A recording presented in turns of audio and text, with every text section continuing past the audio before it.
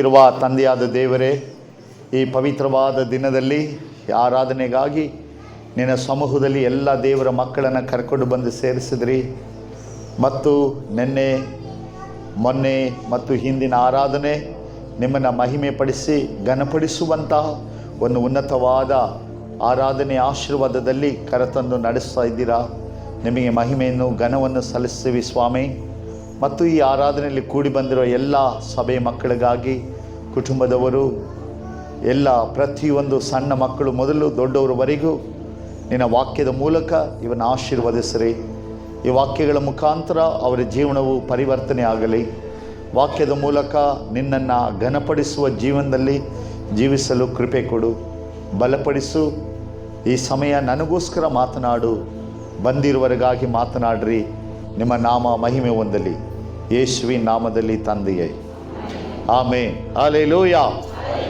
S, ನಮ್ಮ ದೇವರು ಕರ್ತನು ಯೇಸು ಕ್ರಿಸ್ತನು ಒಳ್ಳೆಯವರಾಗಿದ್ದಾರೆ.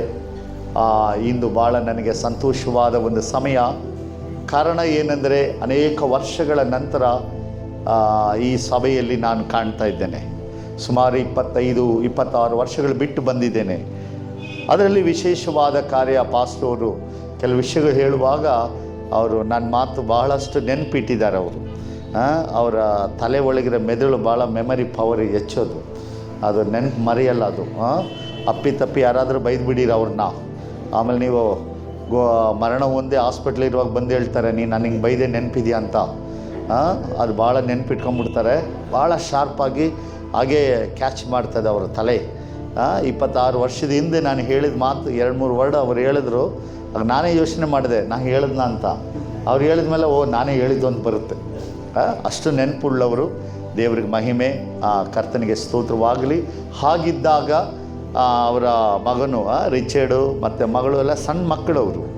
ನಾವೊಂದು ಉಳಿದಾಗ ಇಲ್ಲಿ ಉಳ್ಕೊಂಡು ಇಲ್ಲೊಂದು ಮನೇಲಿ ನಾನು ಮಲಗಿಸಿದ್ರು. ಅದು ಭಾಳ ನೆನಪಿದೆ ನನಗೆ. ಆಗ ನನಗೆ ಅಂಗಡಿಗೆ ಬೆಳಿಗ್ಗೆ ಚಹಾ ಕೊಡೋಕ್ಕೆ ಎಲ್ಲ ರಿಚರ್ಡ್ ಬರ್ತಿದ್ದ, ಕರ್ಕೊಂಡು ಹೋಗ್ತಿದ್ದ ನನ್ನ ಹೊರಗೆಲ್ಲ. ಅದು ನೆನಪಾಯಿತು. ಅದರಲ್ಲಿ ಅಂಥ ಒಂದು ಕೃಪೆ ಉಳ್ಳ ಈ ಸಮಯ, ಇದೇ ಜಾಗಕ್ಕೆ ಇಷ್ಟು ವರ್ಷಗಳು ಬಿಟ್ಟು ಬರಲಿಕ್ಕೆ ದೇವರು ಸಹಾಯ ಮಾಡಿದ್ರು. ಅವರಿಗೆ ಅದು ನೆನಪು ಮಾಡಿದರು, ದೇವರು ಪ್ರೇರೇಪಿಸಿದ್ರು. ಹೀಗೆ ನಿನ್ನೆ ದಿವಸ ನಾವು ಈ ಸಭೆಯಲ್ಲಿ ಒಂದು ಆರ್ಡಿನೇಷನ್ ಮಾಡಿದೆವು. ಕೆಲವ್ರನ್ನ ಸಭೆಯ ನಾಯಕರಾಗಿ, ಹಿರಿಯರಾಗಿ ನೇಮಿಸಿದೆವು. ಇದು ಭಾಳ ಒಂದು ಖುಷಿಯಾದ ಸಂತೋಷದ ಕಾರ್ಯ. ಯಾವಾಗ ಒಂದು ಸಭೆ ಅಭಿವೃದ್ಧಿ ಆಗಿದ್ರೆ ಆ ಸಭೆ ಬೆಳವಣಿಗೆಗೆ ಇನ್ನೂ ಹೆಚ್ಚಿನ ಸಹಕಾರಗಳು ಬೇಕು. ಆ ಸಹಕಾರಗಳೇ ಬಂದು ಸೇವೆಯನ್ನು ಹಂಚಿಕೊಳ್ಳುವಂಥದ್ದು. ಒಂದು ಮನೆಯಲ್ಲಿ ತಂದೆ ತಾಯಿ ಇರ್ತಾರೆ, 2 ಮಕ್ಕಳು, 3 ಮಕ್ಕಳು, 4 ಮಕ್ಕಳು ಇರ್ತಾರೆ, ಬೆಳೆಸ್ತೀವಿ. ತಂದೆ ಕಷ್ಟಪಟ್ಟು ಮಕ್ಕಳನ್ನೆಲ್ಲ ಬೆಳೆಸ್ತಾರೆ. ಮಕ್ಕಳೆಲ್ಲ ಬೆಳೆದು ದೊಡ್ಡವರಾಗ್ತಾರೆ. ಅವ್ರಿಗೆ ಶಾಲೆ ಕಲಿಸ್ತಾರೆ, ವಿದ್ಯೆ ಕಲಿಸಿ ಎಲ್ಲ ಮುಗಿದಾಗ ಕೆಲಸ ಕಲಿಸ್ತಾರೆ. ಅವನು ದುಡಿಲಿಕ್ಕೆ ಬಂದಾಗ ಏನಾಗ್ತದೆ, ಅವನ ಹಣ ಕುಟುಂಬವನ್ನು ನಡೆಸೋಕ್ಕೆ ಅವನೊಂದು ಪಾಲು ತಗೊಂಡ್ಬಿಡ್ತಾನೆ. ಮನೆ ನಾನು ನಡೆಸ್ತೇನೆ, ನನ್ನ ಸಂಬಳದಲ್ಲಿ ಇದೊಂದು ಕುಟುಂಬವನ್ನು ಇನ್ನೂ ಭಾರವನ್ನು ಹೊತ್ಕೊಳ್ತಾನೆ, ಒಂದು ಭಾಗ, ಒಂದು ಮನೆಯಲ್ಲಿರೋ ಮಕ್ಕಳು. ಅದೇ ರೀತಿಯೇ ಸಭೆಯೊಳಗೆ ನಾವು ಬೆಳೆಯುವಾಗ, ವಿಶ್ವಾಸಿಗಳಾಗಿ ಬೆಳೆದು ಬರುವಾಗ ಸಭೆಯ ಸೇವೆಯ ಭಾರವನ್ನು ನಾವೊಬ್ಬರು ಹೊತ್ಕೊಳ್ಬೇಕು. ಆ ಹೊತ್ತುಕೊಳ್ಳೋ ಕೆಲಸನೇ ಸಭೆಯ ಹಿರಿಯರು. ನಿನ್ನೆ ನಾವು ಮಾಡಿದ್ವಲ್ಲ, ಹಿರಿಯರು, ಸಭೆಯ ಒಬ್ಬ ಎಲ್ಡರ್, ಅವರಿಗೆ ನಾವು ಆರ್ಡಿನೇಟ್ ಮಾಡೋದು. ಅವ್ರನ್ನ ಆರ್ಡಿನೇಟ್ ಅಂದ ಕೂಡಲೇ ಭಾಳ ಜನ ಅದನ್ನು, ನಿಮಗೆ ಈ ಕಡೆ ಭಾಗದಲ್ಲಿ ಏನಾಗ್ತದೆ, ಕ್ರಿಸ್ತನ ಆಳವಾದ ವಿಷಯಗಳು ತಿಳುವಳಿಕೆ ಕಡಿಮೆ ಇರೋದ್ರಿಂದ ತಪ್ಪಾಗಿ ಭಾಳ ತಿಳ್ಕೊಂಬಿಡ್ತೀವಿ ನಾವು. ಅಂದರೆ ಸಭೆಯ ಆರ್ಡಿನೇಟಲ್ಲಿ ಒಬ್ಬರನ್ನ ಹಿರಿಯರನ್ನ ನೇಮಿಸ್ತೀವಿ ಅಂದಾಗ, ಅಸರ್ಪಣೆ ಮಾಡಿ ಅವ್ರನ್ನ ಕೊಡುವಾಗ ಅವರು ಸೇವಕರ ಜೊತೆಯಲ್ಲಿ ಈ ಸಭೆ ಕಾರ್ಯಗಳನ್ನು ಮಾಡಲಿಕ್ಕಾಗಿ ನೇಮಿಸೋ ಕೆಲಸ ಅದು. ಆಮೇಲೆ ಅವ್ರ ಜೊತೆಗಾಗಿ, ಅವ್ರ ಜೊತೆಯಲ್ಲಿ ಭಾಗಿಯಾಗೋದು. ಅನಂತರವಾಗಿ 2ನೇದು ಏನು ಮಾಡೋದಂದರೆ, ಪಾಸ್ಟರ್ ಅಂತ ಒಬ್ಬರು ನೇಮಿಸೋದು. ಅದು ರಿಚರ್ಡ್ಗೆ ಒಬ್ಬರು ಪಾಸ್ಟರ್ ಆಗಿ ನೇಮಿಸುವಾಗ ಅವ್ರು ಬೈಬಲ್ ಸ್ಕೂಲಲ್ಲಿ ಓದಬೇಕು, ಬೈಬಲ್ ಥಿಯಾಲಜಿ ಕಲಿಬೇಕು. ಅವರು ಭಾಳ ಜನ ಪಾಸ್ಟವರೇ, ಬೈಬಲಲ್ಲಿ 66 ಪುಸ್ತಕ ಗೊತ್ತಿದ್ರೆ ನಾನು ಸೇವಕ ಅಂತಾರೆ. ಹಾಗೆ ಬರೋದಿಲ್ಲ. ಬೈಬಲ್ನ ಸರಿಯಾಗಿ ಕಲಿಬೇಕು, ಸತ್ಯವನ್ನು ಅರಿಯಬೇಕು, ದೇವರಿಂದ ಕರೆಯಲ್ಪಡಬೇಕು. ಒಂದು ಸಭಾಪಾಲಕನಾಗಿ ಬರೋದು ಸುಲಭದ ಕೆಲಸ ಅಲ್ಲ, ಭಾಳ ಕಷ್ಟ. ಅರಿತು ಅವರನ್ನು ಸ್ವಲ್ಪ ಈ ರಿಚರ್ಡ್ ಭಾಳ ವರ್ಷಗಳು ಕಲಿತಿದ ಮತ್ತು ತಂದೆ ಜೊತೆಯಲ್ಲಿ ಸೇವೆಗೆ ಸಹಾಯಕರಾಗಿ ನಡೆಸಲ್ಪಟ್ಟರು. ಸಹಾಯಕರಾಗಿ ನಡೆಸಲ್ಪಟ್ಟ ಮೇಲೆ ಏನಾಯ್ತಂದರೆ ಆತನಿಗೆ ಇವತ್ತು ಸಭೆಯಲ್ಲಿ ಇನ್ನೊಂದು ಪಾಸ್ಟರ್ ಅಂದರೆ ಸಹ ಸೇವಕ ಅಸಿಸ್ಟೆಂಟ್ ಪಾಸ್ಟರ್ ಎಂಬುದಾಗಿ ಆತನನ್ನು ನಾವು ಆರ್ಡಿನೇಷನ್ ನೆನ್ನೆ ಮಾಡಿದ್ವು.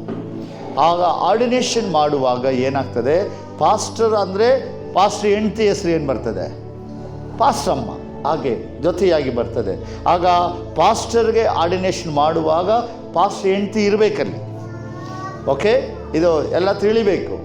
ಆಗ ಪಾಸ್ಟರ್ ಹೆಂಡತಿನ ಕರೆಸಿ ಆಕೆ ಜೊತೆಯಲ್ಲಿ ನಿಲ್ಲಿಸಿ ಅವರಿಗೂ ಸಹ ಏನು ಮಾಡೋದು, ಪ್ರಾರ್ಥನೆ ಮಾಡಿ ಆಶೀರ್ವಾದ ಮಾಡೋದು. ಆಕೆ ಪಾಸ್ಟರ್ ಆರ್ಡಿನೇಷನ್ ಮಾಡಬೇಕಂದ್ರೆ ಆಕೆ ಹೋಗಿ ಬೈಬಲ್ ಸ್ಕೂಲ್ ಕಲಿಬೇಕು. ಆಕೆ ಕಲಿತು ಬೈಬಲ್ ಸ್ಕೂಲ್ ಮುಗಿಸಿ ಬರಬೇಕು. ಆಮೇಲೆ ಆಕೆನ ಏನು ಮಾಡ್ಬೋದು, ಪಾಸ್ಟರ್ ಆರ್ಡಿನೇಷನ್ ಮಾಡೋದು. ಆದರೆ ಈಗ ಪಾಸ್ಟರ್ ಹೆಂಡತಿ ಹಾಗೆ ಆಕೆಗೆ ಪ್ರಾರ್ಥನೆ ಮಾಡಿ ಆಕೆನ ಕೊಟ್ಟು, ಆಗ ಸಭೆಗೆ ಮೊದಲು ಪ್ರಸಾದರಾವ್ ಇದರ ಸಂಸ್ಥಾಪಕ ಪಾಸ್ಟರ್, ಅವರೇ ಹಿರಿಯ ಪಾಸ್ಟರ್. ಅವರಿಗೆ ನೆಕ್ಸ್ಟ್ ಬರುವೊಂದು ರಿಚರ್ಡ್ ಪಾಸ್ಟರ್, ಅವರ ಜೊತೆಯಲ್ಲಿರುವ ಹಿರಿಯರು, ಅವರ ಜೊತೆಯಲ್ಲಿರೋ ಸುವಾರ್ಥಿಕರು. ಹೀಗೇ ಸಭೆಯ ಕ್ರಮ ಬೈಬಲ್ ಹೇಳುವ ರೀತಿ. ನಿನ್ನೆ ಈ ಕಾರ್ಯವನ್ನು ನಾವು ಮಾಡಿದ್ದೇವೆ. ಈಗ ಮುಂದಿನ ದಿನಗಳು ಈ ಸಭೆಯ ಅಭಿವೃದ್ಧಿಯನ್ನು ಕಾಣಬೇಕು. ಆಮೇಲೆ ಅಭಿವೃದ್ಧಿ ಆಗಬೇಕು, ಬೆಳಿಬೇಕು. ಸಭೆ ಆತ್ಮಿಕದಲ್ಲಿ ಬೆಳೀಬೇಕು, ಸಭೆ ವಾಕ್ಯದಲ್ಲಿ ಬೆಳಿಬೇಕು, ಸಭೆ ದೇವರಲ್ಲಿ ಬೆಳೆಸಬೇಕು. ಹಾಗೆ ಬೆಳೆದು ಬರುವಾಗ ಮಾತ್ರನೇ ಈ ಸಭೆ ದೇವರ ಚಿತ್ತವನ್ನು ಮಾಡುವ ಸಭೆಯಾಗಿರಬೇಕು. ಹಲ್ಲೆಲೂಯ. ಅದರಲ್ಲಿ ನನಗೆ ಭಾಳ ಸಂತೋಷ. ರಿಚರ್ಡ್ಗೆ ನಿನ್ನೆ ದಿನ ಈ ಆರ್ಡಿನೇಷನ್ ಮಾಡಿದ್ದೆ. ನನ್ನ ಮಗ ಇದ್ದಾನೆ, ನನ್ನ ಮಗ M.Com ಮಾಡಿದ್ದಾನೆ, ಒಂದು ಕಾಲೇಜಲ್ಲಿ ದೊಡ್ಡ ಪ್ರೊಫೆಸರ್ ಆಗಿದ್ದಾನೆ ಮತ್ತು ನನ್ನ ಜೊತೆ ಸೇವೆಯಲ್ಲಿದ್ದಾನೆ. ಅವನ ಸ್ಟಾರ್ಟಿಂಗ್ ಅವನು ಸೆಕೆಂಡ್ PUC ಮಾಡ್ದ. ಸೆಕೆಂಡ್ PUC ಮಾಡುವಾಗ ಅವನಿಗೆ ಕುಂಡಿಸಿ ಹೇಳಿದೆ, ಸೇವೆಯಲ್ಲಿ ಬರಬೇಕು, ವಾಕ್ಯ ಹೇಳಬೇಕು. ಆಗ ಅವನು ಸಂಡೇ ಸ್ಕೂಲ್ ನಡೆಸ್ತಾ ಇದ್ದ. ನಡೆಸುವಂಥ ವೇಳೆಗಳಲ್ಲಿ ಅವನಿಗೆ ಹೇಳಿದೆ, ಈಗ ಸೇವೆಗಾಗಿ ಹೋಗಬೇಕು. ಆಗ ಹೊರಗಡೆ ಸೇವೆಗೆ ಹೋಗ್ತೇನೆ ಅಂದರೆ ಎಲ್ಲಿ ಹೋಗಬೇಕು, ಆದರೆ ನನ್ನ ಹೆಸರು ಹೇಳಬಾರ್ದು, ನಮ್ಮಪ್ಪ ದೇವರಾಜ್ ಪಾಸ್ಟರ್ನ ಹೆಸರು ಹೇಳಬಾರ್ದು, ನೀನೇ ಕಷ್ಟಪಡಬೇಕು, ನೀನೇ ಸೇವೆ ಮಾಡಬೇಕು, ನಿನ್ನ ಹೆಸರನ್ನು ನೀನೇ ತಯಾರು ಮಾಡಬೇಕು ಅಂತ. ಆಯಿತು. ಆಗ ಪ್ರಾರ್ಥನೆ ಮಾಡಿ ಕಳಿಸುವಾಗ ಇದೇ ರೀತಿ ಪ್ರೇಯರ್ ಮಾಡಿ ನನ್ನ ಪಾಸ್ಟರ್ ಇದ್ದಾರೆ, ನಮ್ಮ ಪಾಸ್ಟರ್ನ ಕರೆಸಿ ಅವನಿಗೆ ಇವಾಂಜಲಿಸ್ಟ್ ಸುವಾರ್ಥಿಕ ಆರ್ಡಿನೇಷನ್ ಮಾಡಿ ಅವನ್ನ ಕಳಿಸೋದು. ಆಗ ಅವನು ಸುಮಾರು ವರ್ಷಗಳು ಅದರಲ್ಲಿ ಸೇವೆ ಮಾಡಿದ, ಆರಾಧನೆ ನಡೆಸ್ತಾನೆ.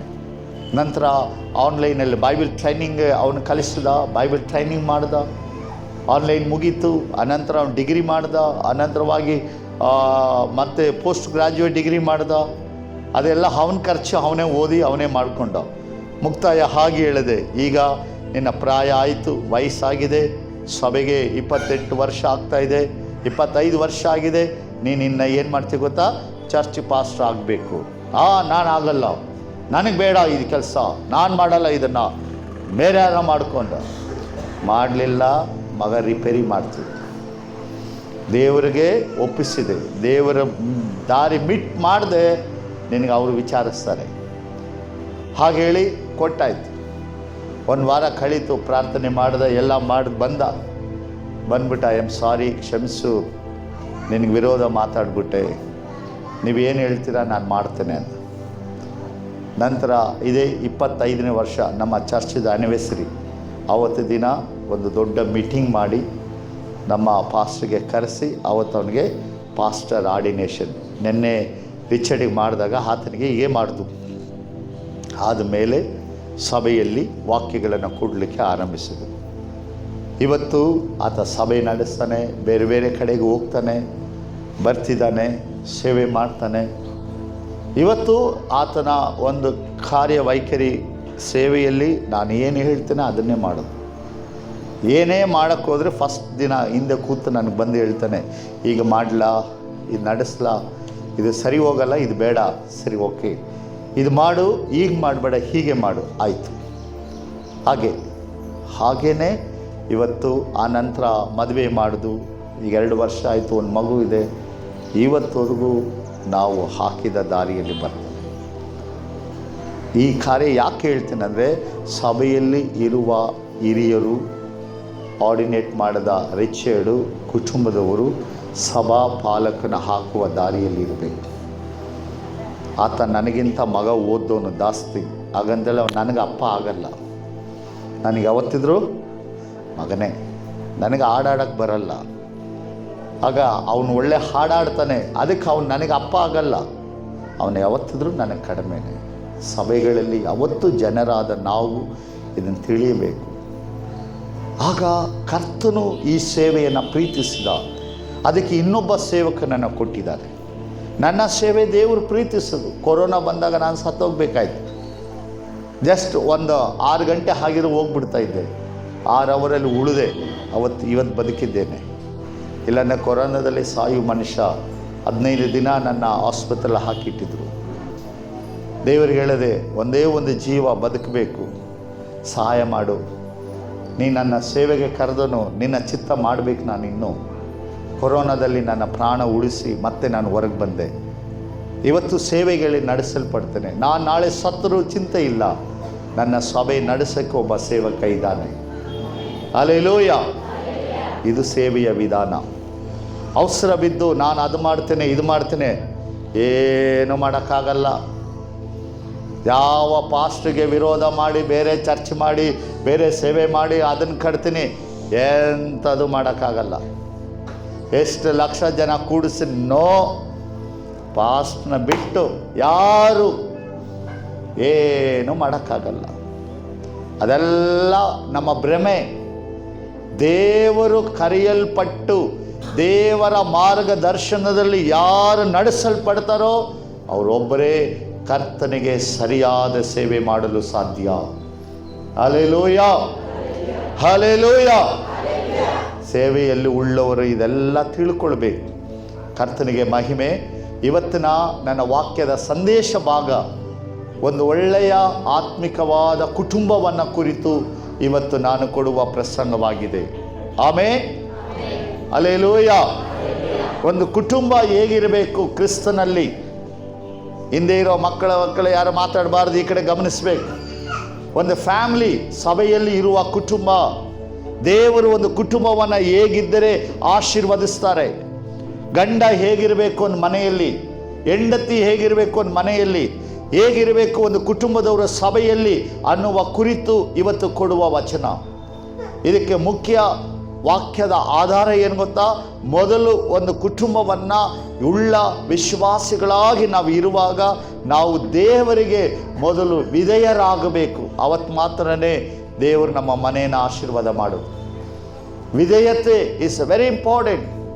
ಆಗ ದೇವರ ವಾಕ್ಯ ಹೇಳ್ತದೆ, ಜ್ಞಾನೋಕ್ತಿಗಳ ಪುಸ್ತಕ 3ನೇ ಅಧ್ಯಾಯದಲ್ಲಿ 6ನೇ ವಚನವನ್ನು ಒಬ್ಬರು ತೆಗೆದವರು ಓದಬೇಕು. ನಿನ್ನ ಎಲ್ಲ ನಡವಳಿಕೆಯಲ್ಲಿ ಆತನ ಚಿತ್ತಕ್ಕೆ ವಿಧೇಯನಾಗಿರು. Amen, praise Lord. ಸಹೋದರರು ಓದ್ತೀರಾ? ಬ್ರದರ್ಸ್ ಒಬ್ರು ಓದಿ.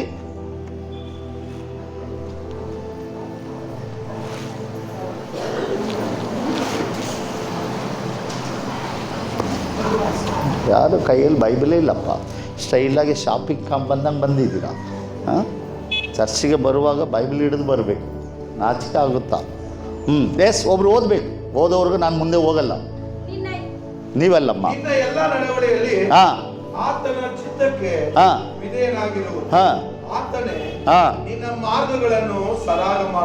Amen, praise Lord, hallelujah.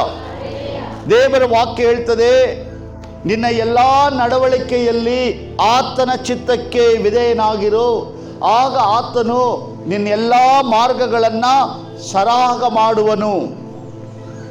ಒಂದು ಕುಟುಂಬದಲ್ಲಿ ಉಳ್ಳ ಸಭೆಯ ಮಕ್ಕಳು ಕರ್ತನ ಚಿತ್ತಕ್ಕೆ ವಿಧೇಯನಾಗಿರಬೇಕು. ದೇವರ ಚಿತ್ತಕ್ಕೆ ವಿಧೇಯನಾಗಿ ಕರ್ತನ ವಚನಕ್ಕೆ ವಿಧೇಯನಾಗಿ ನಡೆಸಲ್ಪಡಬೇಕು. ಯಾವಾಗ ದೇವರಿಗೆ ವಿಧೇಯನಾಗುತ್ತಾನೋ ಆಗ ಮಾತ್ರ ಅವನ ಜೀವನದ ಎಲ್ಲ ದಾರಿಗಳನ್ನು, ಎಲ್ಲ ಕೆಲಸಗಳು, ಎಲ್ಲ ಉದ್ಯೋಗಗಳು, ವಿದ್ಯಾವಂತಿಕೆ, ಬಿಸ್ನೆಸ್, ಮಕ್ಕಳ ಎಜುಕೇಷನ್, ಕುಟುಂಬದ ಸಮಾಧಾನ, ಕುಟುಂಬದ ಆಶೀರ್ವಾದ, ತಂದೆ ತಾಯಿ ಆಶೀರ್ವಾದ, ಎಲ್ಲ ಕಾರ್ಯದಲ್ಲಿ ದೇವರು ಅವನಿಗೆ ಸಹಾಯಕನಾಗಿರುತ್ತಾನೆ. ಹಲ್ಲೆಲೂಯಾ. ದೇವರು ಅವರ ಎಲ್ಲ ದಾರಿಯನ್ನು ತೆರೆಯುವರು. ಎಲ್ಲ ವಿರೋಧಗಳನ್ನು ಬದಲಾಯಿಸ್ತಾರೆ. ಎಲ್ಲ ಕಾರ್ಯಗಳನ್ನು ಬದಲಾಯಿಸಿ ಆ ಮನೆಗೆ ಅನುಕೂಲವನ್ನು ದೇವರು ತೆರೆದುಕೊಡೋದು. ಯಾವಾಗ ದೇವರು ಕಾರ್ಯ ಮಾಡ್ತಾರಂದರೆ, ಯಾವಾಗ ಒಬ್ಬ ಮನುಷ್ಯ ದೇವರಿಗೆ ವಿಧೇಯನಾಗುವನಾಗಿ ಕಾಣಬೇಕು. ಎಲ್ಲ ಕಾರ್ಯದಲ್ಲಿ ಕರ್ತನಿಗೆ ವಿಧೇಯನಾಗಬೇಕು. ಕೆಲಸ ಮಾಡ್ತಿ ದೇವ ಸಮೂಹದಲ್ಲಿ ಯೋಚನೆ ಮಾಡಿ ದೇವರ ವಾಕ್ಯಕ್ಕೆ ನಾನು ಮಾಡೋ ಕೆಲಸ ಇದು ಸರಿಯಾಗಿದೆಯಾ ಅಂತ ಪ್ರಾರ್ಥಿಸಿ ದೇವರ ವಾಕ್ಯಾನುಸಾರ ಮಾಡಬೇಕು. ವಿಶ್ವಾಸಿಗಳು ಎಲ್ಲ ಕೆಲಸ ಮಾಡಬಾರ್ದು. ನೀತಿ ಉಳ್ಳದ್ದು, ನ್ಯಾಯ ಉಳ್ಳದ್ದು, ಪರಿಶುದ್ಧವಾದದ್ದು, ಸರಿ ಹೊಂದುವ ಕೆಲಸಗಳನ್ನು ಮಾಡಬೇಕು. ವಿಶ್ವಾಸಿಯಾಗಿ ಬಾರ್ ಅಂಗಡಿ, ಸೇಂದಿ ಅಂಗಡಿ ಇಡಬಾರ್ದು. ವಿಶ್ವಾಸಿಯಾಗಿ ದುಡ್ಡು ಹಣ ತೆಗೆದು ಬಡ್ಡಿ ವ್ಯಾಪಾರ ಮಾಡಬಾರ್ದು. ವಿಶ್ವಾಸಿ ಸಭೆಗೆ ಬರುವ ಮನುಷ್ಯ ಇನ್ನೊಬ್ಬನಿಗೆ ಬಡ್ಡಿಗೆ ಕೊಡಿಸಿ ಕಮಿಷನ್ ದುಡ್ಡು ತೆಗಿಬಾರ್ದು. ನಾವು ಮಾಡುವ ಕೆಲಸ ದೇವರಿಗೆ ಪರಿಶುದ್ಧವಾದ, ಅದು ನೀತಿ ಉಳ್ಳ ಕೆಲಸವಾಗಿರಬೇಕು. ನಾವು ಜೀವನ ಮಾಡುವಂಥ ದಿನಗಳು, ನಮ್ಮ ಜೀವಿತದಲ್ಲಿ ನಾವು ನಡೆಯುವ ನಡತೆ ದೇವರಿಗೆ ಪ್ರಿಯವಾಗಿದೆಯಾ, ನಮ್ಮ ಮನಸ್ಸಾಕ್ಷಿಗೆ ನಾವು ಬಾಳೋದು ಸರಿನಾ ಯೋಚನೆ ಮಾಡಿ, ಕರ್ತನಿಗೆ ಇದು ವಿರೋಧವಾಗಿದೆ, ಈ ಕಾರ್ಯ, ಈ ಕೆಲಸಕ್ಕೆ, ಈ ನಡತೆ ನಾನು ಜೀವಿಸಬಾರದು ಅನ್ನುವಂಥ ಒಂದೊಂದು ಕಾರ್ಯ ಯೋಚನೆ ಮಾಡಿ ಒಬ್ಬ ಮನುಷ್ಯನು ಬದುಕಬೇಕು. ಇದನ್ನೇ ಕರ್ತನ ಹೇಳೋದು. ಎಲ್ಲ ಕಾರ್ಯಗಳು ಕರ್ತನಿಗೆ ವಿಧೇಯನಾಗಿರಬೇಕು. ನಾವು ಯೋಚನೆ ಮಾಡಿ ಎಷ್ಟು ವಿಧೇಯರಾಗ್ತೀವಿ, ಎಷ್ಟು ವಿಧೇಯರಾಗ್ತೀವಿ. ಆ ವಿಧೇಯರಾಗುವ ಮನೆ ನಮ್ಮ, ನೋಡ್ರಿ, ನಾನು ರಾತ್ರಿ ಪಾಸ್ಟರ್ ಮನೇಲಿ ಒಂದು ಪ್ರೇಯರ್ ಮಾಡುವಾಗ ಹೇಳಿದೆ, ದೇವರು ಬಂದು ಕುಟುಂಬವನ್ನು ಪ್ರೀತಿ ಮಾಡ್ತಾರೆ. ಫ್ಯಾಮಿಲಿಗೆ ದೇವರು ತುಂಬ ಇಷ್ಟವ. ಯಾವ ಮನುಷ್ಯ ಕುಟುಂಬನ ಪ್ರೀತಿಸ್ತಾನೋ ಅವನಿಗೆ ದೇವರ ಆಶೀರ್ವಾದ ಮಾಡ್ತಾರೆ. ಆಗ ಕುಟುಂಬ ದೇವರಿಗೆ ಬಹಳ ಮುಖ್ಯ. ದೇವರು ಎಲ್ಲ ಸೃಷ್ಟಿ ಮಾಡಿದ್ರು, ಪ್ರಾಣಿಗಳನ್ನ, ಪಕ್ಷಿಗಳನ್ನು, ಆಕಾಶ ಭೂಮಿ ಎಲ್ಲ ಮಾಡಿದ್ರು. ಆದರೆ ಕತ್ತೆ, ಕುದುರೆ, ಅಲ್ಲಿರುವಂಥ ಆನೆ, ಒಂಟೆ, ಉಳ್ಳಂತಹ ಮೇಕೆ, ಎಮ್ಮೆ, ಕೋಣ ಎಲ್ಲ ಇತ್ತು. ಆದರೆ ಮದುವೆ ಮಾಡಿದ ಮಾತ್ರ ಯಾರಿಗೆ? ಮನುಷ್ಯನಿಗೆ ಅಲ್ಲ, ಮನುಷ್ಯನಿಗೆ ಮಾತ್ರ ಮದುವೆ ಮಾಡಿದ್ರು. ಆದರೆ ಕತ್ತೆನ ಕರ್ಕೊಂಬಂದು ನಿಲ್ಲಿಸ್ಬಿಟ್ಟು, ಬಾ ನೀವಿಬ್ಬರು ಒಂದೇ ಶರೀರ ಅಂತ ಅದಕ್ಕೆ ಮದುವೆ ಮಾಡಿಲ್ಲ. ಅದಕ್ಕೆ ಮನುಷ್ಯರಿಗೆ ಮಾತ್ರ ಅತ್ತೆ ಮಾವ ಇರೋದು, ಎಮ್ಮೆಗೆ ಅತ್ತೆ ಮಾವ ಇಲ್ಲ. ನಮ್ಮ ಮಾಮ ಇದ್ದಾರೆ, ನಮ್ಮ ಅಳಿಯ ಇದ್ದಾರೆ. ಯಾರಂದರೆ ನಮ್ಮ ಹೆಂಡತಿ ಅಣ್ಣ ಇದ್ದಾನೆ, ಯಾರು ನಮ್ಮ ಮಾವ ಇದ್ದಾರೆ, ಯಾರು ನಮ್ಮ ಹೆಂಡತಿ ಅಪ್ಪ ಅಮ್ಮ, ಎಲ್ಲ ಸಂಬಂಧ ಇರೋದು ಯಾರಿಗಂದರೆ ಮನುಷ್ಯನಿಗೆ ಮಾತ್ರ. ಅವರಿಗೆ ಆತನು ಪ್ರಾಮುಖ್ಯತೆ ಕೊಟ್ಟು ಮದುವೆ ಮಾಡಿದ್ದು. ಆಗ ಆ ಮದುವೆ ಮಾಡಿ ಕುಟುಂಬ, ಹೆಂಡತಿ, ಕುಟುಂಬ, ಗಂಡ. ಇವತ್ತು ಭಾಳ ಜನ ಹೆಂಡತಿನ ಏನು ಕರೀತಾರೆ? ಎಮ್ಮೆ ಅಂತ ಕರೀತಾರೆ. ಸೂಪರ್. ಈ ಕತ್ತೆಗೆ ಎಷ್ಟು ಹೇಳಿದ್ರು ಕೇಳಲ್ಲ ಅಂದರು. ಕತ್ತೆ, ಹೆಂಡತಿ, ಕತ್ತೆ ಅಂದರೆ ಜಾಡಿಸಿ ಓದಿಬೇಕು, ಆದರೆ ಆಕೆ ಓದಿಯಲ್ಲ.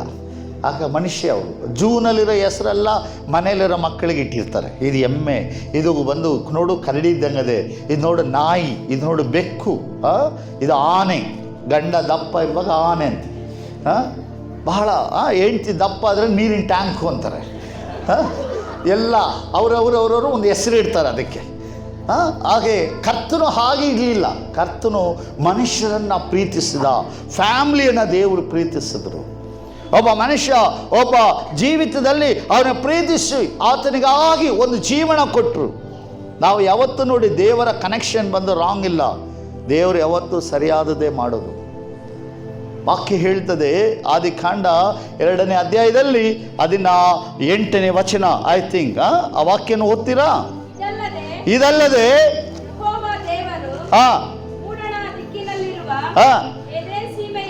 ಅಮ್ಮ 2:18 ಅಮ್ಮ.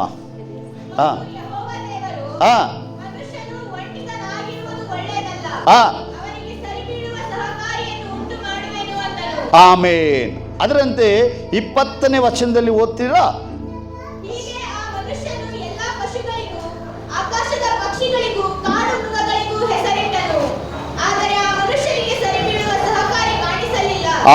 Right. Praise the Lord. Hallelujah. ಒಂದು ಕರಗಳೆತ್ತಿ ಹೇಳ್ಬೇಕು, ಹಲ್ಲೆಲೂಯಾ. ದೇವರು ಹೇಳ್ತಾರೆ, ಮನುಷ್ಯನು ಒಂಟಿಗನಾಗಿರುವುದು ಸರಿಯಲ್ಲ. ಆದಾಮನೇ ಹೇಳಿದ್ರು, ಇವನ ಎಲ್ಲ ರೆಡಿ, ಅದು ಇವನು ಒಬ್ಬನೇ ಆಗಿರೋದು ಮಾತ್ರ ಚೆನ್ನಾಗಿಲ್ಲ. ಭಾಳ ಜನ ಹೆಣ್ಮಕ್ಳು ಕೂಡ ಅಷ್ಟೇ, ಒಂಟಿಯಾಗಿರೋದು ಒಳ್ಳೇದಲ್ಲ. ಗಂಡಸರೇ ಒಳ್ಳೇದಲ್ಲ ಅಂದರೆ ಹೆಣ್ಮಕ್ಳಿಗೆ ಇನ್ನೂ ಡೇಂಜರ್. ಭಾಳ ಜನ ದೇವರು ಇದು ನಾನು ಹೇಳಿಲ್ಲ, ದೇವರು ಹೇಳ್ತಾರೆ ಇವನು ಒಳ್ಳೆಯದಲ್ಲ, ಇವನು ಒಂಟಿ ಆಗಿರೋದು. ಆಗ ಇವನಿಗೆ ಸರಿ ಬೀಳುವ ಒಬ್ಬ ಸಹಕಾರಿಯನ್ನು ನಾನು ಮಾಡುವೆ. ಯಾರಿಗಂತೆ? ಆದಾಮನಿಗೆ. ಭಾಳ ತ್ರಾಸು. ಮನೆಯಲ್ಲಿರೋ ಮಕ್ಕಳಲ್ಲಿ ಹೆಣ್ಮಕ್ಕಳು ಭಾಳ ಮಾತಾಡ್ತವೆ, ಅದು ಸಹಿಸೋಕ್ಕಾಗಲ್ಲ. ಗಂಡು ಹುಡುಗರು ಏನು ಹೇಳಿದ್ರು ಹಂಗೆ ನೋಡ್ತಾ ಇರ್ತದೆ. ನೀವು ಏನಾದರೂ ಹೇಳಿ ಹಾಗೇ ನೋಡ್ತಾನೆ, ಅವನ ಕೆಲಸನೇ ಮಾಡಲ್ಲ. ಆಗ ಹೇಳ್ತಾರೆ ಹೆಂಗೆ ಸಹಿಸೋದು ಮನೆ ಒಳಗಡೆ ಮಕ್ಕಳು ನೋಡಿ, ಭಾಳ ಕಷ್ಟ ಇವ್ರು ನಡೆಸೋದು. ಆಗ ದೇವರು ಹೇಳ್ತಾರೆ ಈ ಮನುಷ್ಯ ಒಂಟಿಗನಾಗಿರುವುದು ಒಳ್ಳೆಯದಲ್ಲ, ಅವನಿಗೆ ಸರಿ ಬೀಳುವ, ಅವನಿಗೆ ಸರಿಯಾದವಳನ್ನು ರೆಡಿ ಮಾಡಬೇಕು. ಆಗ ಸರಿಯಾದ ಹುಡುಗಿ ಬೇಕು ಅವನಿಗೆ. ಏನಕ್ಕಂದರೆ ಅವನ ಸರಿಯಾಗಿ ಕಟ್ಟಿ ಅವನ ನಿಲ್ಲಿಸಿ ಅವನ ನಡೆಸುವಂಥ ಒಬ್ಬಳು ಬೇಕಂತ ದೇವರು ಯೋಚನೆ ಮಾಡಿದ್ರು. ನಾವು ಭಾಳ ಸಮಯ ಹೇಳ್ತೀರಿ, ಈಗಿನ ಕಾಲ ಭಾಳ ಡೇಂಜರ್ ಆಯಿತು. ಆಗ ಸರಿಯಾದ ಹುಡುಗಿ ಬೇಕಂದಾಗ ಅವಳನ್ನು ರೆಡಿ ಮಾಡಿ ತಂದು ತೋರಿಸಿದ್ರು. ಅವನು ಹೇಳ್ದ ಸೂಪರ್ ಆಗಿದ್ದಾಳೆ ಅಂದಲ್ಲ, ಸೂಪರ್ ಆಗಿದ್ದಾಳೆ. ನಾನು ಒಂದಿನ ತುಂಬ ಯೋಚನೆ ಮಾಡಿದೆ, ಇದನ್ನು ಭಾಳ ಯೋಚನೆ ಮಾಡಿದೆ, ಅವವ ಹೆಂಗಿರ್ಬೋದು ಅವಳು ಅಂತ. ಯಾಕೆಂದರೆ ಆಕೆಯಾಗಿ ಯಾರು ಕಾಣ್ತಾ ಇಲ್ಲ, ಭಾಳ ಸೂಪರ್ ಆಗಿದ್ದಾಳೆ. ಹಾಗಲ್ಲ, ಇವಳೇ ನನ್ನ ಹೆಂಡತಿ, ಇವಳೇ ನನ್ನ ಎಲುಬು, ಇವಳೇ ನನ್ನ ಮಾಂಸ, ಇವಳೇ ನನ್ನ ಶರೀರ, ಎಲ್ಲ ಇವಳೇ. ಅದು ಮಾಡಿ ದೇವರು ಆಕೆ ಮದುವೆ ಮಾಡಿದ್ರು. ಮದುವೆ ಮಾಡಿ ಅವರಿಬ್ಬರನ್ನ ಇಟ್ಟರು. ಇದು ಬಹಳ ತಂದೆ ತಾಯಿಗೆ ಭಾಳ ದೊಡ್ಡ ಸಮಸ್ಯೆ ಏನಂದರೆ ನನ್ನ ಮಗನಿಗೊಂದು ಮದುವೆ ಮಾಡಬೇಕು. ಆಗ ಹೇಳ್ತಾರೆ ಭಾಳ ಜನ, ಮಗ ಏನು ಕೆಲಸ ಮಾಡ್ತಾನೆ? ಅವನು ಎಲ್ಲ ಕೆಲಸ ಮಾಡ್ತಾನ್ರಿ. ಅವನು ಎಷ್ಟು ಓದಿದ್ದಾನೆ? ಅವನು ಬೇಕಾದಷ್ಟು ಓದಿದ್ದಾನೆ. ಅವನು ಹೆಣ್ಣು, ಅವನು ಗೋಲ್ಡ್ ಇದ್ದಂಗೆ. ಹೆಣ್ಣಲ್ಲ, ನನ್ನ ಮಗ ಗೋಲ್ಡ್ ಇದ್ದಂಗೆ. ಅವನಿಗೆ ಏನೂ ಬರಲ್ಲ ಮಾತಾಡೋಕ್ಕೆ, ಅವನು ಮಾತಾಡಿಸಿದ್ರೆ ಮಾತಾಡ್ತಾನೆ, ಇಲ್ಲಾಂದ್ರೆ ಮಾತಾಡಲ್ಲ. ಆಗಿ ಹೇಳಿ ಒಬ್ಬಳು ತಗೊಂಬಂದು ಕಟ್ಟಿಬಿಡ್ತಾರೆ. ಕಟ್ಟು 3 ದಿನ ಆದಮೇಲೆ ಅವನ ಬಂಡವಾಳ ಬರ್ತದೆ ಆಚೆ. ಏನಾಗ್ತೇವಾ, ಎಲ್ಲ ಸರಿ ಹೋಗುತ್ತೆ, ಏನು ಚಿಂತೆ ಮಾಡಬೇಡ. ಆಮೇಲೆ ಹೇಳ್ತಾರೆ ಹೆಂಗಂದರೆ, ಅವ್ವ ನಾನು ಸಾಕಿದ್ದು ನಾನು ಕೂಸ್ಕಣವ್ವ, 25 ವರ್ಷ ಸಾಕಿದೆ, ಇವತ್ತು ನನ್ನ ಭಾರ ಇಳಿಸ್ಬಿಟ್ಟೆ ನಿನ್ನ ಮೇಲೆ. ಅವಾಗ ಕೆಲ್ಸಕ್ಕೆ ಹೋದ್ನ ಅಂದರೆ 6 ತಿಂಗಳಿಗೆ 60 ಕಡೆ ಮಾಡ್ತಾನ್ರಿ. ಪಗಾರ ತಂದನ ಅಂದರೆ ಅವನ ಪಗಾರ ಅನ್ನೋದು ಗೊತ್ತಿಲ್ಲ ರೀ ಅವನಿಗೆ. ನಾವೇ ಅವನಿಗೆ ಪಗಾರ ಕೊಡ್ತಾ ಇದ್ದೀವಿ ದಿನ ಖರ್ಚಿಗೆ. ಕೆಲಸ ಮಾಡಲ್ಲ, ಎಲ್ಲೂ ಹೋಗಿಲ್ಲ, ಏನಕ್ಕೂ ಉಪಯೋಗ ಇಲ್ಲ. ಅವನಿಗೆ ಒಂದು ಹೆಣ್ಣು ತಂದು ಕಟ್ಟಿ ಹೇಳ್ತಾರೆ ನಿನ್ನ ಮೇಲೆ ಭಾರ ಇಳಿಸ್ಬಿಟ್ಟೆ, ನೀನೇ ನೋಡ್ಕೊ ಇವನ್ನ. ಕೇಳ್ತಾರೆ ಅಪ್ಪ ಭಾರ ಇಳಿತು, ಇವತ್ತು ನನ್ನ ಕರ್ತವ್ಯ ಮುಗೀತು, ನೀನು ಕೊಟ್ಟ ಪಾಡ ಅನುಭವಿಸಿ ಸಾಕು, ಇವಾಗ ಬಂದೋಳು ತಲೆ ಮೇಲೆ ಓಡಿಸ್ಬಿಟ್ರು. ಅಲ್ಲ, ಭಾಳ ಮಂದಿ ಮದುವೆ ಅಂದಾಗ ಹಾಗೆ ಹೋಗ್ತಾರೆ, ಏನಕ್ಕೂ ಬರಲ್ಲ ಅವನು. ಆಗ ಹೇಳ್ತಾರೆ ನಿನಗೊಂದು ಕಾಲ್ ಕಟ್ ಹಾಕ್ತೀನಿ, ಒಬ್ಬ ಹೆಂಡತಿ ಬರ್ತಾಳೆ ಕಣೋ, ಅವಳು ಬಂದು ನಿನ್ನ ಸರಿ ಮಾಡ್ತಾಳೆ, ವೆಯ್ಟ್ ಮಾಡು. ಎತ್ತವರಿಗೆ ಸರಿ ಮಾಡೋಕ್ಕಾಗಿಲ್ಲ, ಈಗ ಬಂದೋಳು ಸರಿ ಮಾಡೋದು. ಇದು ಲೋಕದ ಜೀವನ. ಆದರೆ ದೇವರಲ್ಲಿ ಉಳ್ಳ ಜನರು ಒಂದು ಅರ್ಥ ಚೆನ್ನಾಗಿ ಮಾಡಬೇಕು. ಆ ಚೆನ್ನಾಗಿ ಅರ್ಥ ಮಾಡಬೇಕಾಗಿ ಏನಂದರೆ, ಒಂದು ಕುಟುಂಬದಲ್ಲಿ ಒಬ್ಬ ಪುರುಷನಿಗೆ ಒಂದು ಒಳ್ಳೆಯ ಹೆಂಡತಿ ಸಿಗಬೇಕು. ಗುಡ್ ಪರ್ಸನ್, ಅವಳು ಒಳ್ಳೆಯ ಬುದ್ಧಿವಂತೆಯಾದವಳಾಗಿರಬೇಕು. ನಾವೆಲ್ಲ ಹಾಗೆ ಮದುವೆ ಆಗಿಲ್ಲ, ನಾವು ನೋಡಿ ಚಂದ ಅಂತ ಮದುವೆ ಆದು. ಎಷ್ಟೋ ಮದುವೆಗೆ ಹೋದರೆ ಮೇಕಪ್ ಹಾಕಿಟ್ಟಿರ್ತಾರೆ ಹುಡುಗಿಗೆ. ಅರೆ ನೆನ್ನೆ ಎಂಗೇಜ್ಮೆಂಟ್ ನೋಡಿದ್ದು ಇವಳಲ್ಲ ಅಂತಾರೆ. ಇಲ್ಲ, ಅವಳನ್ನ ರೆಡಿ ಮಾಡಿದ್ದಾರೆ. 2 ದಿನ ಕಳೆದ ಮೇಲೆ ಅವಳು ಒರಿಜಿನಲ್ ಕಲರ್ ಆಚೆ ಬರ್ತದೆ. ಅವತ್ತು ಅದ್ರ ಒರಿಜಿನಲ್ ಇವತ್ತು ಮ್ಯಾಚ್ ಆಗಿಲ್ಲ ಅಂದರೆ ಏನು ಮಾಡೋಕ್ಕಾಗಲ್ಲ. ಜೀವನದಲ್ಲಿ ಒಂದು ಸಾರಿ ಗಂಟು ಹಾಕದೆ ಅದು ಜೀವಾವಧಿ ಶಿಕ್ಷೆ.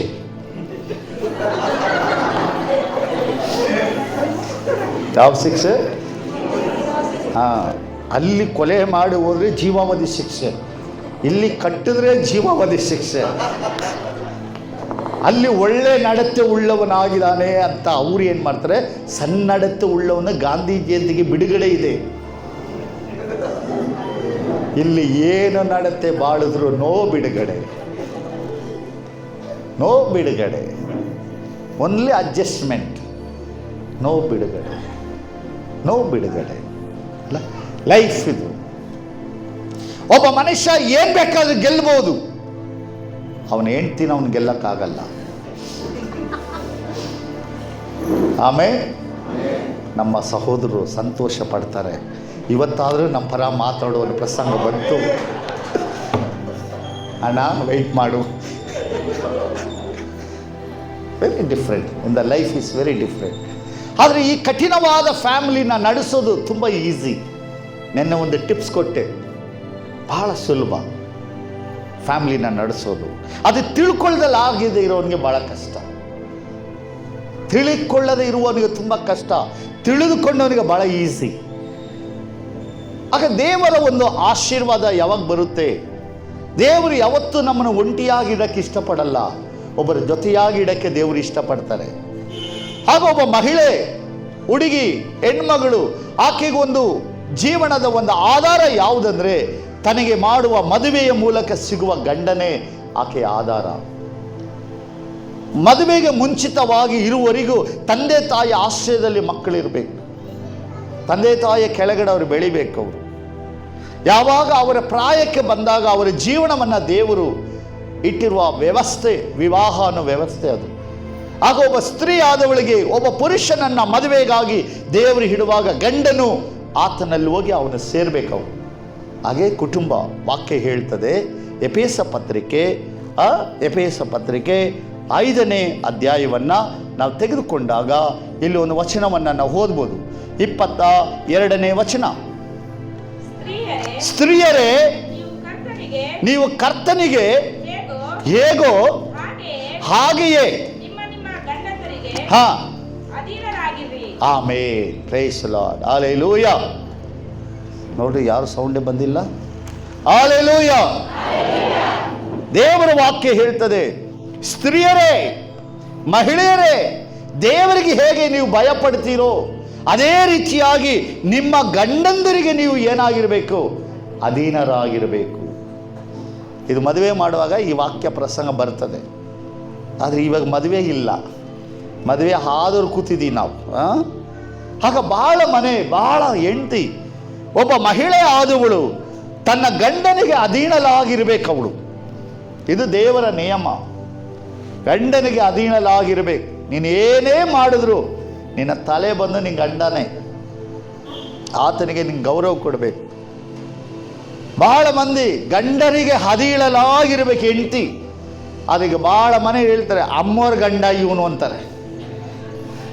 ಅಂದರೆ ಗಂಡ ಹೆಂಡತಿಗೆ ಅಧೀನಲಾಗಿರುವಂಥ ಜೀವನ ಆಗ್ಬಿಡುತ್ತೆ. ಭಾಳ ಫ್ಯಾಮ್ಲಿ ಭಾಳ ಕಡೆ ನೋಡ್ತಾರೆ, ಯಾರ್ರೀ ಅವು ಹೇಳ್ತಾರೆ, ಏನಿದೆ ರೀ ನಮ್ಮದು, ಬರೀ ದುಡಿಯೋದು ಮಾತ್ರ, ATM ಕಾರ್ಡು ಅವಳ ಹತ್ರ ಇದೆ, ಕೆಲಸ ಮಾಡೋದು ನಾವು, ATM ಇರೋದು ಯಾರ ಹತ್ರ? ಹೀಗೆ ಜೀವನ. ಅಂಥ ಕುಟುಂಬದಲ್ಲಿ ದೇವರ ಆಶೀರ್ವಾದ ಇರಲ್ಲ. ಸೀರಿಯಸ್ ಇದು. ಒಬ್ಬ ಹೆಂಡತಿ ಏನೇ ದುಡಿ, ಗಂಡನಿಗಿಂತ ಹೆಚ್ಚೇ ಓದಿರು, ಗಂಡನಿಗಿಂತ ತುಂಬ ಚೆನ್ನಾಗಿರು, ಗಂಡನಿಗಿಂತ ಹೆಚ್ಚು ಆಸ್ತಿ ಇರಲಿ, ಆದರೆ ದೇವರು ಅನುಗ್ರಹ ಮಾಡಿದ ಗಂಡನಿಗೆ ಸ್ತ್ರೀ ಆದವಳು ವಿಧೇಯಳಾಗಿ ಅಧೀನಲಾಗಿರಬೇಕು.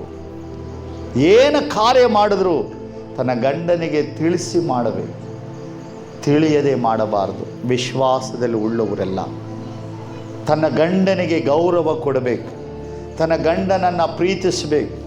ಮದುವೆ ಆದ ಹೊಸರಲ್ಲಿ ತುಂಬ ಪ್ರೀತಿ ಮಾಡ್ತಾರೆ. ಅವನು ಬರೋವ್ರಿಗೆ ಈ ಅಮ್ಮ ಊಟ ಮಾಡಲ್ಲ, ಅವ್ರು ಬಂದ ಮೇಲೆ ತಿಂತೀನಿ ಮಮ್ಮ ಅಂತಾಳೆ. ಬಂದ ಮೇಲೆ ಅವನು 9:30 ಬರ್ತಾನೆ, ಆಗಿಬ್ಬರು ಕುತ್ಕೊಂಡು ಊಟ ಮಾಡ್ತಾರೆ. ಮದುವೆ ಆದ ಹೊಸರಲ್ಲಿ ಈ ವಾಚಲ್ಲಿ 3 ಮುಳ್ಳಿದ್ದಂಗೆ, ಸೆಕೆಂಡ್ ಮುಳ್ಳು, ಆಮೇಲೆ ಯಾವ ಮುಳ್ಳು? ನಿಮಿಷ ಮುಳ್ಳು, ಆಮೇಲೆ ಗಂಟೆ ಸೆಕೆಂಡ್, ನಿಮಿಷ ಬಂದು ಪಟ ಪಟ ಪಟ ಬೇಗ ಓಡುತ್ತೆ. ಸೆಕೆಂಡು. ನಿಮಿಷ ಅನ್ನೋದು ಸ್ವಲ್ಪ ನಿಧಾನ, ಗಂಟೆ ಪೂರ್ತಿ ನಿಧಾನ. ಸಂಸಾರ ಅನ್ನೋದು ಹೀಗೇನೆ. ಆರಂಭದಲ್ಲಿ ಪ್ರೀತಿ, ಆ ಪ್ರೀತಿ ಗಂಡ ಹೆಂಡತಿ ನಡುವೆ ಸೆಕೆಂಡ್ ಮುಳ್ಳಿದ್ದಂಗೆ. ಯಾವ ಕಾರ್ಯ ಮಾಡಿದ್ರು ಹೆಂಡತಿ ಗಂಡ ಬರೋವರೆಗೂ ಊಟ ಮಾಡಲ್ಲ. ಅವನು ಕೂಡ ಅಷ್ಟೇ, ಕೆಲಸ ಮುಗಿದು ಕೂಡಲೇ ಅರ್ಧ ಗಂಟೆಗೆ ಮನೆಗೆ ಬಂದ್ಬಿಡ್ತಾನೆ. ಯಾಕ್ರಿ ಬೇಗ ಬಂದಾಗ ಏನೂ ಕೆಲಸ ಇಲ್ಲಮ್ಮ, ಅಲ್ಲಿ ಮುಗೀತು ಇಲ್ಲಿ ಬಂದೆ ಅಷ್ಟೇ, ನಾನು ಎಲ್ಲೂ ಹೋಗಲ್ಲಮ್ಮ. ಸೂಪರ್, ಇಬ್ಬರು ಕೂತ್ಕೊಂಡು ತಿನ್ನೋಣ. ನಾಳೆ ಅವಳಿಗೆ ಹುಷಾರಿಲ್ಲ, ಕೆಲಸ ರಜಾ ಹಾಕ್ಬಿಡ್ತಾ, ಯಾಕೆ ನಮ್ಮ ಹೆಂಡ್ತಿಗೆ ಹುಷಾರಿಲ್ಲರಿ, ದವಾಖಾನೆಗೆ ಹೋಗಬೇಕು, ಹೊಟ್ಟೋಗ್ತಾನೆ ಕರ್ಕೊಂಡು. ಆಮೇಲೆ 6 ತಿಂಗಳು ಕಳೀತದೆ, ಮತ್ತೆ ಹೆಂಡತಿಗೆ ಹುಷಾರಿಲ್ಲ. ಆವಾಗ ಹೇಳ್ತಾನೆ ನನ್ನ ತಂಗಿನ ಕರ್ಕೊಂಡೋಗು ಡ್ಯೂಟಿಗೆ ಅಂತಾನೆ. ದವಾಖಾನೆಗೆ ನನ್ನ ಹೆಂಡ್ತಿ ಇಲ್ಲ, ತಂಗಿ ಬರ್ತಾಳೆ. ರೀ 6 ತಿಂಗಳಿಂದ ನೀನು ಬಂದಿದೆ ಫ್ಯಾಕ್ಟ್ರಿ ನಿಮ್ಮ ಅಪ್ಪಂದ ರಜಾ ಕೊಡೋಕ್ಕೆ, ನಿನ್ನ ಕಟ್ಟಿ ನಿಮ್ಮಪ್ಪ ನನ್ನ ತಲೆ ಮೇಲೆ ಹಾಕ್ಬಿಟ್ಟ, ನೀನು ಯಾವಾಗ ನೋಡಿದ್ರೆ ಕಾಯಿಲೆ ಇರ್ತೀಯ, ದುಡಿಯೋದೆಲ್ಲ ನೀನು ಆಸ್ಪತ್ರೆಗೆ ದವಾಖಾನೆಗೆ ಕೊಡಬೇಕು, ಗುಳಿಗೆಗೆ ಕೊಡಬೇಕು, ನಾನು ಕೆಲಸಕ್ಕೆ ಕೂತು ನನ್ನ ತಂಗಿ ಬರ್ತಾಳೆ ಕರ್ಕೊಂಡೋಗಿ ಬರ್ತಾನೆ. ಓ ಪ್ರೀತಿ ಸೆಕೆಂಡಿಂದ ನಿಮಿಷಕ್ಕೆ ಬಂದ್ಬಿಡ್ತು. ಹಾಗೆ 7 ಗಂಟೆ ಊಟ ಅಂದರೆ ಆವಾಗ ಬರ್ತಾನೆ, ಯಾವಾಗಲೂ ಫಸ್ಟ್ ತಿಂದು ಆಮೇಲೆ ನೋಡ್ಕೊಳ್ಳೋಣ, 9 ಗಂಟೆಗೆ ತಿಂದ್ಬಿಡ್ತಾನೆ. ಈ ಕಾಯಲ್ಲ. 10 ವರ್ಷ ಆಗುತ್ತೆ ಮದುವೆ ಆಗಿ, 2 ಮಕ್ಕಳಾಯ್ತು. ಗಂಡ ಹೇಳ್ತಾನೆ ಎಲ್ಲಿ ಗಂಡ, ಅವನು ಹೇಳ್ತಾನೆ ಕೆಲಸ ಬಿಟ್ಟೆ ಮನೆಗೆ ಹೋಗಿಲ್ಲ ಬೇಗ ಅಂದರೆ, ಅಯ್ಯೋ ದೇವರೇ, ಅಲ್ಲಿ ಹೋಗಿ ಪಾಡು ಪಡಕ್ಕೆ ಈ ರಸ್ತೆ ಬದಿಯಲ್ಲಿ ಕುತ್ಕೊಂಡು 2 ಬಸ್ ನೋಡಿದ್ರೆ ಚೆನ್ನಾಗಿರ್ತದೆ.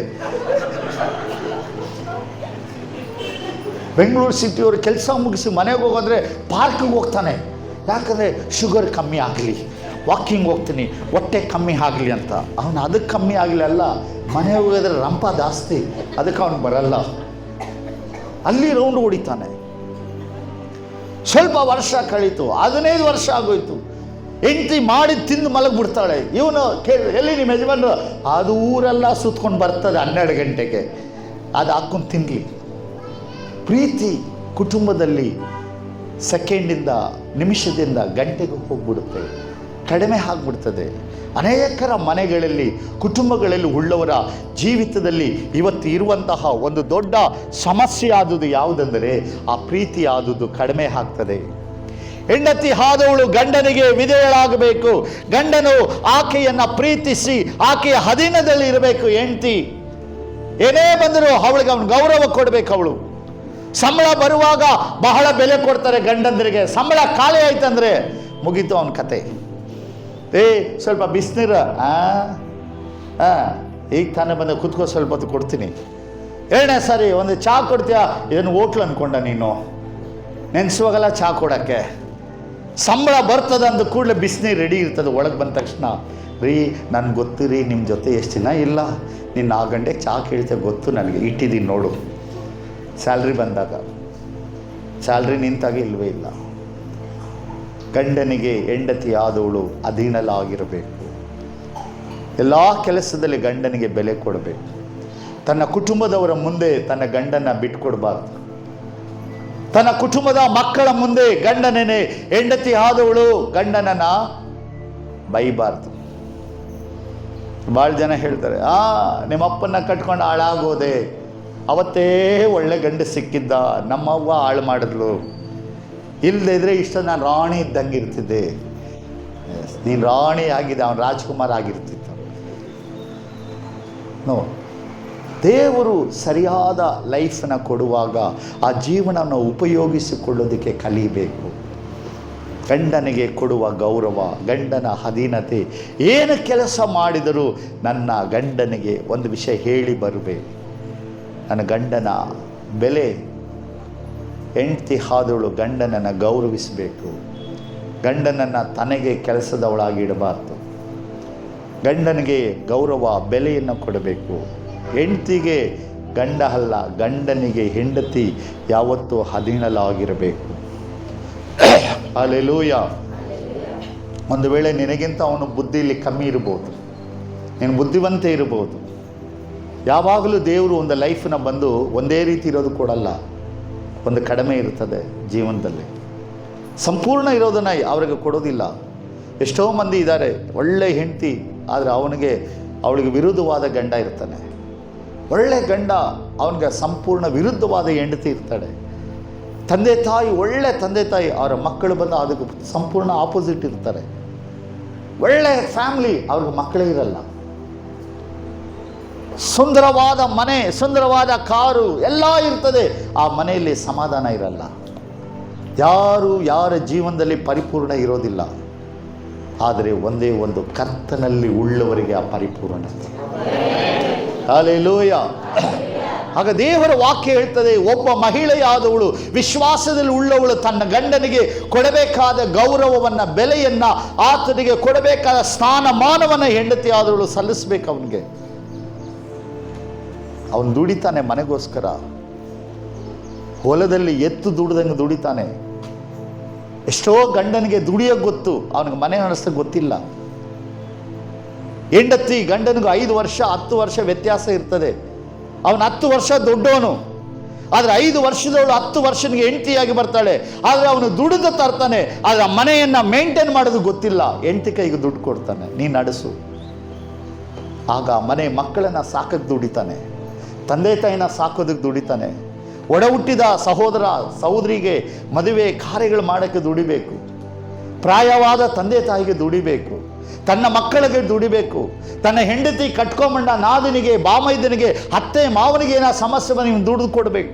ಹೀಗೆ ದುಡಿದು ದುಡಿದು ದುಡಿದು ಇಡೀ ಮನೆಯನ್ನು ಕಟ್ಟುತ್ತಾನೆ. ಒಂದು ದಿನ ಗಂಡನಾದವನು ತನ್ನ ಆಸೆಗೋಸ್ಕರ, ತನ್ನ ಬಯಕೆಗಾಗಿ, ಅವನ ಆಸೆಗೆ ಯಾವುದೋ ಅವನು ತಗೊಳಕ್ಕೆ ಹೋಗಲ್ಲ. ಎಷ್ಟೋ ಮನೆಯಲ್ಲಿ ಹೆಂಡತಿ ಹೇಳ್ತಾರೆ, ಈ ಶರ್ಟ್ ಚೆನ್ನಾಗಿಲ್ರಿ, ಬೇರೆ ಶರ್ಟ್ ಹಾಕ. ಹೌದಾ? ಇರ್ಲಿ ಬಿಡೆ, ಯಾರು ನೋಡ್ತಾರೆ ನನ್ನ? ಇನ್ನು ನೋಡೋದು ಆಸೆ ಇತ್ತು ಅಪ್ಪನಿಗೆ, ನಾನು ಬಂದು ಸಾಲ್ದ. ಆ ಆಸೆಗಳೆಲ್ಲ ಮರ್ತೋಗ್ಬಿಡ್ತಾನೆ. ನನ್ನ ಕುಟುಂಬ, ನನ್ನ ಹೆಂಡತಿ, ನನ್ನ ಮಕ್ಕಳು, ನನ್ನ ಫ್ಯಾಮಿಲಿ ಎಂಬುದಾಗಿ ಓಡ್ತಾನೆ. ಆಕೆ ಸಾಕ್ಷಿ ಹೇಳಿದ್ಲು, ರೂಪ, ನನ್ನ ಗಂಡ ಹೊರದೇಶ ಕೆಲಸ ಮಾಡ್ತಾನೆ, 6 ತಿಂಗಳು ಇರ್ತಾನೆ, 6 ತಿಂಗಳು ಬರ್ತಾನೆ. ಯಾರಿಗೋಸ್ಕರ? ತನ್ನ ಹೆಂಡತಿಗಾಗಿ, ತನ್ನ ಮಕ್ಕಳಿಗಾಗಿ. ತನ್ನ ಮಗನ ಕಷ್ಟಪಡಬಾರ್ದು, ನನ್ನ ಮಗಳು ಚೆನ್ನಾಗಿರಬೇಕು, ನನ್ನ ಹೆಂಡತಿ ಚೆನ್ನಾಗಿರಬೇಕು, ಬದುಕಬೇಕಂತ ತನ್ನ ಎಲ್ಲ ಪ್ರಯಾಸಗಳನ್ನು, ಪ್ರಾಣವನ್ನು ಒತ್ತೆಗಿಟ್ಟು ದುಡಿತಾನೆ ಗಂಡ. ಅದು ಹೆಂಡತಿಗೆ ಅದು ಅರ್ಥ ಆಗ್ತಾ ಇಲ್ಲ. ಆಕೆ ಹೇಳ್ತಾಳೆ, ಸಂಬಳ ಬಂತ? ಫಸ್ಟ್ ಲಿಸ್ಟ್ ಕೊಡು. ಎಷ್ಟು ಬಂತು? ಏನು ಮಾಡಿದೆ? ಎಲ್ಲಿ ಹೋದೆ? ಎಲ್ಲಿ ಬಂದೆ? ಹೆಂಡತಿಗೆ ಅವರ ಅಮ್ಮ ಒಬ್ಬಳು ಕೀ ಕೊಡ್ತಾ ಇರ್ತಾಳೆ, ಎಲ್ಲ ನಿನ್ನ ಕೈಯಲ್ಲಿ ಇಟ್ಕೋ, ಎಲ್ಲ ಅವನ್ನ ನಿನ್ನ ಪ್ಯಾಕೆಟಲ್ಲಿ ಇಟ್ಕೋ ಗಂಡನ್ನ. That is not life. ಅದು ಜೀವನ ಅಲ್ಲ. ಆ ಜೀವನಗಳು ಬದುಕಲ್ಲ. ಅದು ತನ್ನ ಸ್ವಾರ್ಥಕ್ಕಾಗಿ ಇನ್ನೊಬ್ಬನ್ನು ಉಪಯೋಗಿಸುವ ಜೀವನ. ದೇವರು ಅಂಥ ಕುಟುಂಬಗಳನ್ನು ಶಪಿಸ್ತಾರೆ. ಅಂಥ ಕುಟುಂಬದಲ್ಲಿ ದೇವರ ಆಶೀರ್ವಾದ ಇರಲ್ಲ. ತನ್ನ ಹೆಂಡತಿ ಆದವಳು ಕಟ್ಕೊಂಡ ಗಂಡನಿಗೆ ಕಡೆಯವರೆಗೂ ಅವನಿಗೆ ಅಧೀನಲಾಗಿ ನಡೆಯಬೇಕು. ಆಮೇಲೆ ಅದಕ್ಕಾಗಿ ಅವಳ ಶಿರಸ್ಸು, ಹೆಂಡತಿಯ ತಲೆ, ಹೆಂಡತಿಯ ಕಿರೀಟ ಯಾರಂದರೆ ಗಂಡ. ನಮ್ಮ ದೇಶದ ಯಾವುದೇ ಹುಡುಗಿ ದಾರಿಯಲ್ಲಿ ಬಾಗಿಲಲ್ಲಿ ಹೋದಾಗ ಅವಳು ಕತ್ತು ನೋಡ್ತಾರೆ, ಕತ್ತಲ್ಲಿ ಕರಿಮಣಿ ಇದೆಯಾ, ಕಾಲಲ್ಲಿ ಮೆಟ್ಟಿದೆಯಾ, ಓ ಇವಳು ಮದುವೆ ಆಗಿದ್ದಾಳೆ. ಅದು 2 ಇಲ್ಲ ಅಂದರೆ ಇವಳು ಮದುವೆ ಆಗಲಿಲ್ಲ. ಇವತ್ತು ನಿನಗೆ ಆ 2 ಬೆಲೆ ಕೊಡೋ ನನ್ನ ಗಂಡನೇ. ಅವನ ಆಸೆ ಒಬ್ಬ ಹೆಂಡ್ತಿಗೆ. ಕೋಟಿ ಇರಲಿ ನಿಮ್ಮ ಅಪ್ಪನ ಮನೆಯಲ್ಲಿ, ಅದು ಆಶ್ರಯ ಅಲ್ಲ, ನೀನು ಕಟ್ಕೊಂಡಿರೋ ಗಂಡನೇ ಆಶ್ರಯ. ಅದನ್ನೇ ದೇವರು ಒಬ್ಬ ಮಹಿಳೆಯನ್ನು, ಒಬ್ಬ ಪುರುಷನಿಗೆ ಹೆಂಡತಿಯಾಗಿ ಕೊಟ್ಟು ಅವಳಿಗೆ ಅಧೀನಲಾಗಿ ನಡೆಯಬೇಕು. ಆಮೇಲೆ ಭಾಳ ಜನ ಆಳ್ವಿಕೆ ರೂಲ್ ಮಾಡ್ತಾರೆ, ಏನು ಹೇಳಿದ್ರು ನನ್ನ ಕೇಳಿ ಮಾಡು. ನಿನಗೆ ಗಂಡ ಕೆಲಸದವನಲ್ಲ. ನಿನ್ನ ಗಂಡ ನಿನಗೆ ವರ್ಕ್ ಮಾಡೋಂಥ ಅದರ್ಸ್ ಚೀಪರ್ಸ್ ಅಲ್ಲ. ನಿನ್ನ ಜೀವನದ ಆಶೀರ್ವಾದ ನಿನ್ನ ಗಂಡ. ಎಷ್ಟೋ ಮಂದಿ ಸಣ್ಣ ಪ್ರಾಯದಲ್ಲಿ ಗಂಡನ್ನು ಬಿಟ್ಟು ಡಿವೋರ್ಸ್ ಕೊಟ್ಟು ಬರ್ತಾರೆ. ಕುಟುಂಬದಲ್ಲಿ ಅಂಡರ್ಸ್ಟ್ಯಾಂಡ್ ಆಗಿಲ್ಲ, ಮಕ್ಕಳಿಗೆ ನನಗೂ ಸರಿಯಾಗಿಲ್ಲ, ನಮ್ಮ ಅತ್ತೆ ಸರಿಯಿಲ್ಲ, ನಮ್ಮ ಮಾವ ಸರಿಯಿಲ್ಲ, ನನ್ನ ಗಂಡ ಅವ್ರ ಮಾತು ಕೇಳ್ತಾನೆ, ಬೇಡ ಇವನು ಅಂತ ಡಿವೋರ್ಸ್ ಕೊಟ್ಬಿಟ್ಟು ಬರ್ತಾರೆ. ಕೊಟ್ಟು ಬಂದವಳು ಬದುಕು ಯಾವುದು? ನಾಯಿ ಬದುಕು. ಡಿವೋರ್ಸ್ ಕೊಟ್ಟರು ಗಂಡ ಪ್ರಾಯದಲ್ಲಿ ಸಣ್ಣ ಪ್ರಾಯ ಸತ್ತೋಗ್ಬಿಡ್ತಾನೆ. ಅವನು ಕುಡುಕನಾಗಿ ಅಪಘಾತ ಎಲ್ಲೋ ಒಂದು ಸತ್ತೋಗ್ಬಿಡ್ತಾಳೆ. ಅವಳು 2 ಮಕ್ಕಳು ಇರ್ತಾಳೆ. ಅವಳ ಬದುಕು ಹೆಂಗೆ ನಡೀತದೆ? ಒಬ್ಬ ವಿಧವೆ, ಯವನ ವಯಸ್ಸಿನ ವಿಧವೆ, ಮಕ್ಕಳಿಗೆ ಮದುವೆ ಮಾಡಬೇಕು, ದುಡಿಬೇಕು. ಅವಳಿಗೆ ಯಾರು ಸಹಾಯಕರಾಗಿ ಬರ್ತಾರೆ? ಅವಳ ಜೊತೆ ಯಾರು ಮಾತಾಡಿದ್ರು ಏನೋ ಸಂಬಂಧ ಇದೆ, ಅದಕ್ಕೆ ಅವಳ ಜೊತೆ ಮಾತಾಡ್ತಾನೆ. ಎಷ್ಟು ಮಂದಿ ಪ್ರಾಯದಲ್ಲಿ ಸಣ್ಣ ಪ್ರಾಯ ಗಂಡನ ಕಳ್ಕೊಂಡಾಗ ದುಃಖ ಪಡ್ತಾರೆ. ಎಷ್ಟೋ ಜನರಿಗೆ ಗಂಡ ಇದ್ದಾನೆ, ಫ್ಯಾಮಿಲಿ ಇದೆ, ನನ್ನ ಗಂಡ ಕುರುಡನಾಗಲಿ ಕುಂಟನಾಗಲಿ, ಅವನು ಹೇಳಿ ಇಲ್ಲದವನಾಗಿದ್ರು ಪರವಾಗಿಲ್ಲ, ನನಗೊಬ್ಬ ಗಂಡ ಇರಬೇಕಾಯ್ತು, ನನ್ನ ಮನೆ ಬಾಗಿಲವನು. ಇಲ್ಲದೇ ಇರೋರು ದುಃಖ ಪಡ್ತಾರೆ. ಕೇಳ್ತಾರೆ, ಬುದ್ಧಿ ಇಲ್ಲದೆ ಹೇಳೋರು ಮಾತು ಕೇಳಿ ನನ್ನ ಲೈಫ್ನ ಕೆಡಿಸ್ಕೊಂಡ್ಬಿಟ್ಟೆ, ಇವತ್ತು ನನ್ನ ಗಂಡ ಇರಬೇಕಾಯ್ತು. ಅದು ಯಾವತ್ತೂ ಪ್ರಾಯದಲ್ಲಿ ಗೊತ್ತಾಗಲ್ಲ, ಪ್ರಾಯ ಆದಾಗ ಗೊತ್ತಾಗ್ತದೆ ಗಂಡನ ಬೆಲೆ. ಎಷ್ಟೋ ಕಳ್ಕೊಂಡವ್ರನ್ನ ಕೇಳಿ ನೋಡಿ, ಅವ್ರು ಹೇಳ್ತಾರೆ, ನಮ್ಮ ಲೈಫಲ್ಲಿ ಕಳ್ಕೊಂಡಿದ್ದು ನಮ್ಮ ಯಜಮಾನ ಇದ್ದಿದ್ರೆ ನಾನು ಬೇರೆ. ಆ ಮನುಷ್ಯ ಕುಡುಕಾನೇ, ಆದರೆ 1 ಗಂಟೆ ರಾತ್ರಿ ಆದರೂ ನನಗೆ ತಿಂಡಿ ತಂದು ಕೊಟ್ಟು ಎಬ್ಬಿಸ್ತಾ ಇದ್ದ, ಈಗಿಲ್ಲ.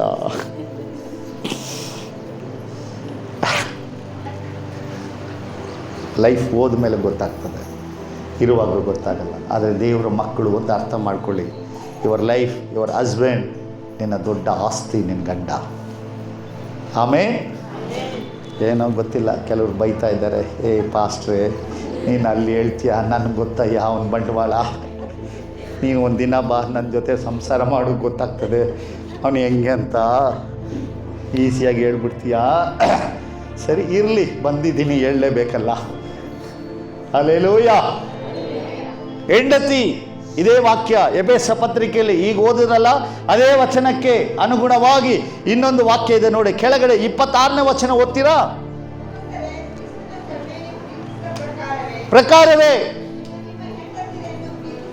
ಆಮೇ. ಹಲ್ಲೆಲೂಯ.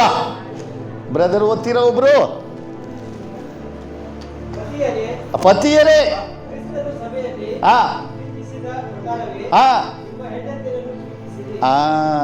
ಈಗ ಇವ್ರು ಹೇಳ್ತಾರೆ, ಇವಾಗ ಬಂದ್ರಿ ಪಾಸ್ಟೇ ನಮ್ಮ ದಾರಿಗೆ, ಬರೀ ನಮ್ಮನ್ನೇ ಬೈತಿದ್ರಿ, ಈಗ ಹೇಳ್ರಿ ಅವ್ರಿಗೆ. ಆ ವಯ್ಯ ಮದುವೆ ಮಾಡುವಾಗ ಬರುವಾಗ ಮೆಣಸಿನ್ಕಾಯಿ ತಂದು ಕೊಡ್ತಾ ಇದ್ದ, ಈಗ ನೋಡಿದ್ರೆ ಏನೋ ತಿರುಗಿ ನೋಡಲ್ಲ ಅಂತಾನೆ. ಆ ವಯ್ಯನಿಗೆ ಪ್ರೀತಿ ಇಲ್ರಿ ನನ್ನ ಮೇಲೆ. ಆ ವಯ್ಯ ಪ್ರೀತಿ ಬದಲಾಯ್ತು ರೀ. ಭಾಳ ಜನ ಪ್ರಾಯವಾಗಿರುವಾಗ ಯಮನಸ್ರಾಗ ಲವ್ ಮಾಡ್ತಾರೆ, ಹುಡುಗನ್ನ ಭಾಳ ಚೆಂದ ಇರ್ತದೆ, ಆ ಲೈಫ್ ಭಾಳ ಸೂಪರ್. ಅದು ಆ ಲವ್ ಮಾಡೋ ಸೀನ್ಗಳೆಲ್ಲ ಬಹಳ ಚೆಂದ, ಯಾರಿಗೂ ಹೇಳಲ್ಲ. ಪಕ್ಕದಲ್ಲೇ ಮೊಬೈಲ್, ಇವಾಗ ಮೊಬೈಲ್ ಕುಯ್ ಅಂತದೆ, ಇವ್ರು ಯಾರು ಈ ಕಡೆ ನೋಡಿ ಮೊಬೈಲ್ ಓಪನ್ ಮಾಡ್ತಾರೆ, ಏನು ಹೇಳೋಳು ಅಂತ. ಅವ್ಳು ಗುಡ್ ನೈಟ್ ಅಂದಿರ್ತಾಳೆ ಅಷ್ಟೇ, ಅದು ನೋಡಿ ರಾತ್ರಿ ಎಲ್ಲ ನಿದ್ದೆ ಮಾಡಲ್ಲ. ಸಣ್ಣದು ಗುಡ್ ನೈಟ್, ಗುಡ್ ಮಾರ್ನಿಂಗ್, ಅದು ಈಗಿನ ಹೆಂಗೆ ಸ್ಪೆಲ್ಲಿಂಗ್ಗಳು ಚಿಕ್ಕದು ಮಾಡಿಬಿಟ್ಟೆ, GN ಗುಡ್ ನೈಟ್ ಅಷ್ಟೇ, GM ಗುಡ್ ಮಾರ್ನಿಂಗ್ ಅಷ್ಟೇ. ಅದು ನೋಡ್ಬಿಟ್ಟು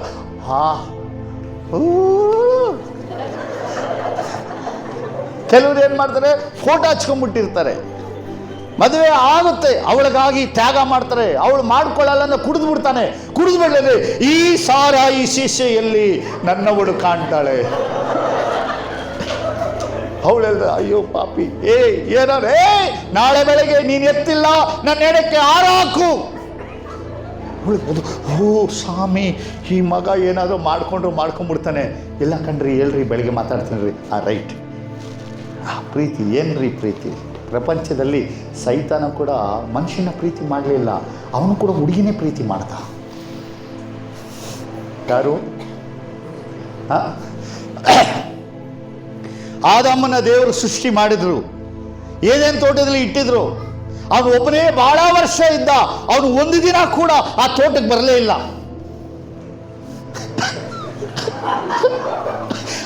ನಮ್ಮವ್ರಿಗೆ ಅರ್ಥ ಈಗ ಸ್ವಲ್ಪ ಲೇಟ್ ಚಾರ್ಜಿಂಗ್, ಮಳೆ ಬೇರೆ ಬಂತಲ್ಲ. ಒಂದು ದಿನ ಅವನ ತೋಟದಲ್ಲಿ ಬಂದು ಆದಾಮನ ಹತ್ರ ಮಾತಾಡಲೇ ಇಲ್ಲ. ಯಾವಾಗ ಅವಳನ್ನು ಸೃಷ್ಟಿ ಮಾಡಿ ಇಟ್ಟರೋ ಹಾಗೆ ಬಂದ. ಅರೆ ಅರೆ ಅರೆ ಅರೆ, ಎಂಥ ಬ್ಯೂಟಿಫುಲ್, ಎಂಥ ಹನಿ, ಎಂಥ ಸುಂದರಿ, ಎಂಥ ಪರ್ಸನ್. ಒಳಗಡೆ ಬಂದು ಹುಡುಕದ, ಎಲ್ಲಿ ಯಾರು ಇಲ್ಲ. ಆ ಸೌಂದರ್ಯವನ್ನು ನೋಡಿದ, ಅವ್ವ ಇಷ್ಟು ಚಂದ ಇದೆಯಾ? ಅರೆ ಅರೆ ತಾಯೇ, ನಿನ್ನಾಗೆ ಯಾರಿಲ್ಲ ಕಣಮ್ಮ ಲೋಕದಲ್ಲಿ, ಇರೋದು ಅವಳೊಬ್ಬಳೇ ಅಲ್ವಾ.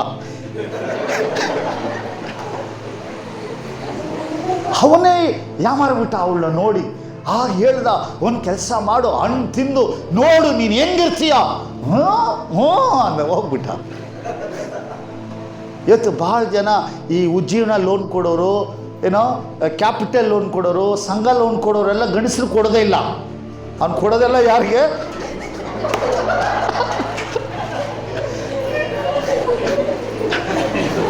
ಅವ್ನು ಬರೋದಿಲ್ಲ ಅವನ ಹತ್ರ.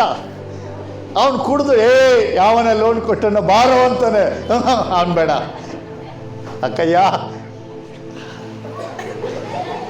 ನಮ್ಮದು ಬಾಗಿಲಲ್ಲಿ ಐತೆ, ಅದು ಹೋದ ಮೇಲೆ ಆಮೇಲೆ ಬರ್ತೀನಿ ಹೋಗು.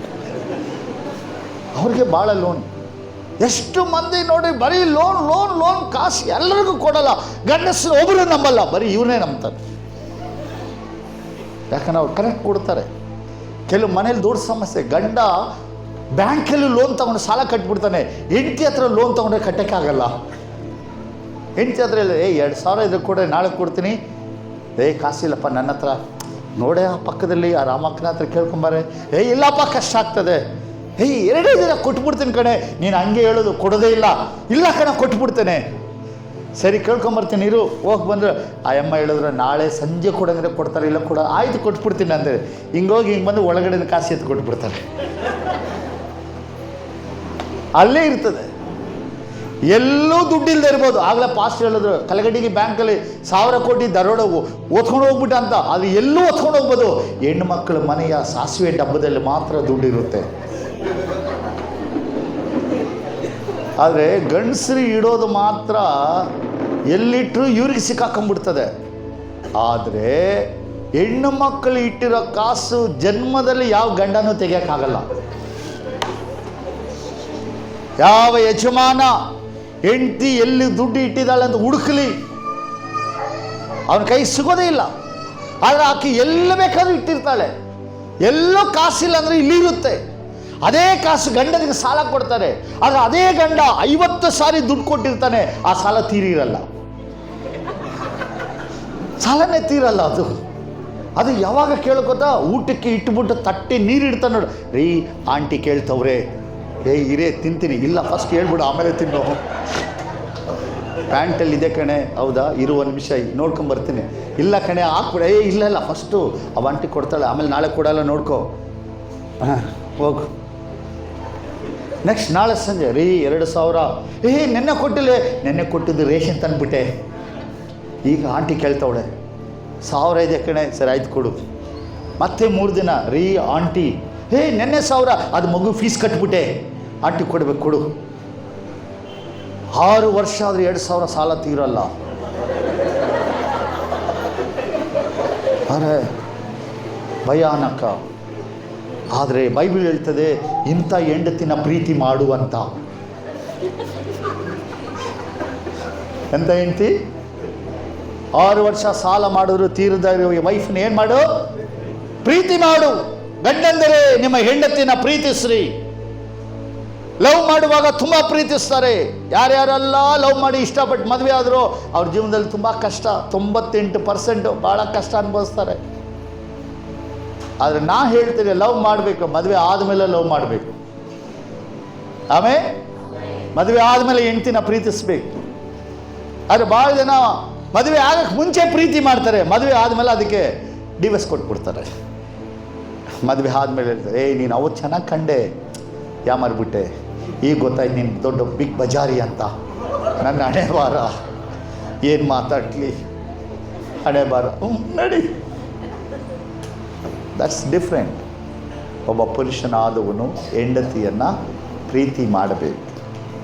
ಆ ಪ್ರೀತಿ ಮದುವೆ ಆದಮೇಲೆ ಮಾಡಬೇಕು. ಬೈಬಲ್ ತುಂಬ ಚೆನ್ನಾಗಿ ಹೇಳ್ತದೆ, ಪುರುಷರೇ ನಿಮ್ಮ ಸ್ವಲ್ಪ ಜೋರಾಗಿ ಹೇಳಿ, ನಿಮ್ಮ ಬೇರೆ ಹೆಂಡ್ತಿನ ಪ್ರೀತಿಸಬಾರ್ದು. ಅದು ಭಾಳ ದೊಡ್ಡ ತಪ್ಪು. ಈಗ ಭಾಳ ಕಡೆ ಏನಾಗ್ಬಿಟ್ಟಿದೆ ಅಂದರೆ ತಮ್ಮ ಹೆಂಡ್ತಿ ಬಿಟ್ಬಿಡ್ತಾರೆ, ಬೇರೆಯವ್ರ ಹತ್ರ ಮಾತಾಡ್ತಾರೆ. ಚೆನ್ನಾಗಿದ್ದೀರಾ, ಸೂಪರಾಗಿದೆ, ಕಲ್ಲು ಚೆನ್ನಾಗಿದೆ. ಈಗ ಹೆಂಡ್ತಿನಲ್ಲ, ಬಾ ಮನೆ. Very different. ಕುಟುಂಬದಲ್ಲಿ ಭಾಳ ಸಮಸ್ಯೆ ಬರೋಕ್ಕೆ ಸಹೋದರೇ, ನಿಮಗೊಂದು ಟಿಪ್ಸ್, ಒಂದು ಐಡಿಯಾ ಕೊಡ್ತೀನಿ. ಯಾವತ್ತು ಮಹಿಳೆಯರು ಹೆಂಡತಿರ ಮುಂದೆ ಬೇರೆ ಹೆಂಗಸನ್ನ ಹೊಗಳ್ಬೇಡ್ರಿ. ಹೊಗಳಿದ್ರೆ ಮಗ ಸತ್ರಿ, ಉಪವಾಸ ಅವತ್ತು ರಾತ್ರಿ ಯಾವತ್ತು ಹೊಗಳಬಾರ್ದು. ಆ ಸಿಸ್ಟರ್ ತುಂಬ ಚೆನ್ನಾಗಿದ್ದಾರೆ ಅಂದರೆ ಇವ್ರು ಹೇಳ್ತಾ, ನಾನೇನು ಮೂದೇವಿನಾ? ಆ ಸಿಸ್ಟರ್ ಒಳ್ಳೆಯವರು, ನಾನೇನು ನಿನ್ನೇನು ಕೇಳಿ ಮಾಡೋ ಕಿರ್ಬಾಗಿದ್ದೀನಾ? ನೋ.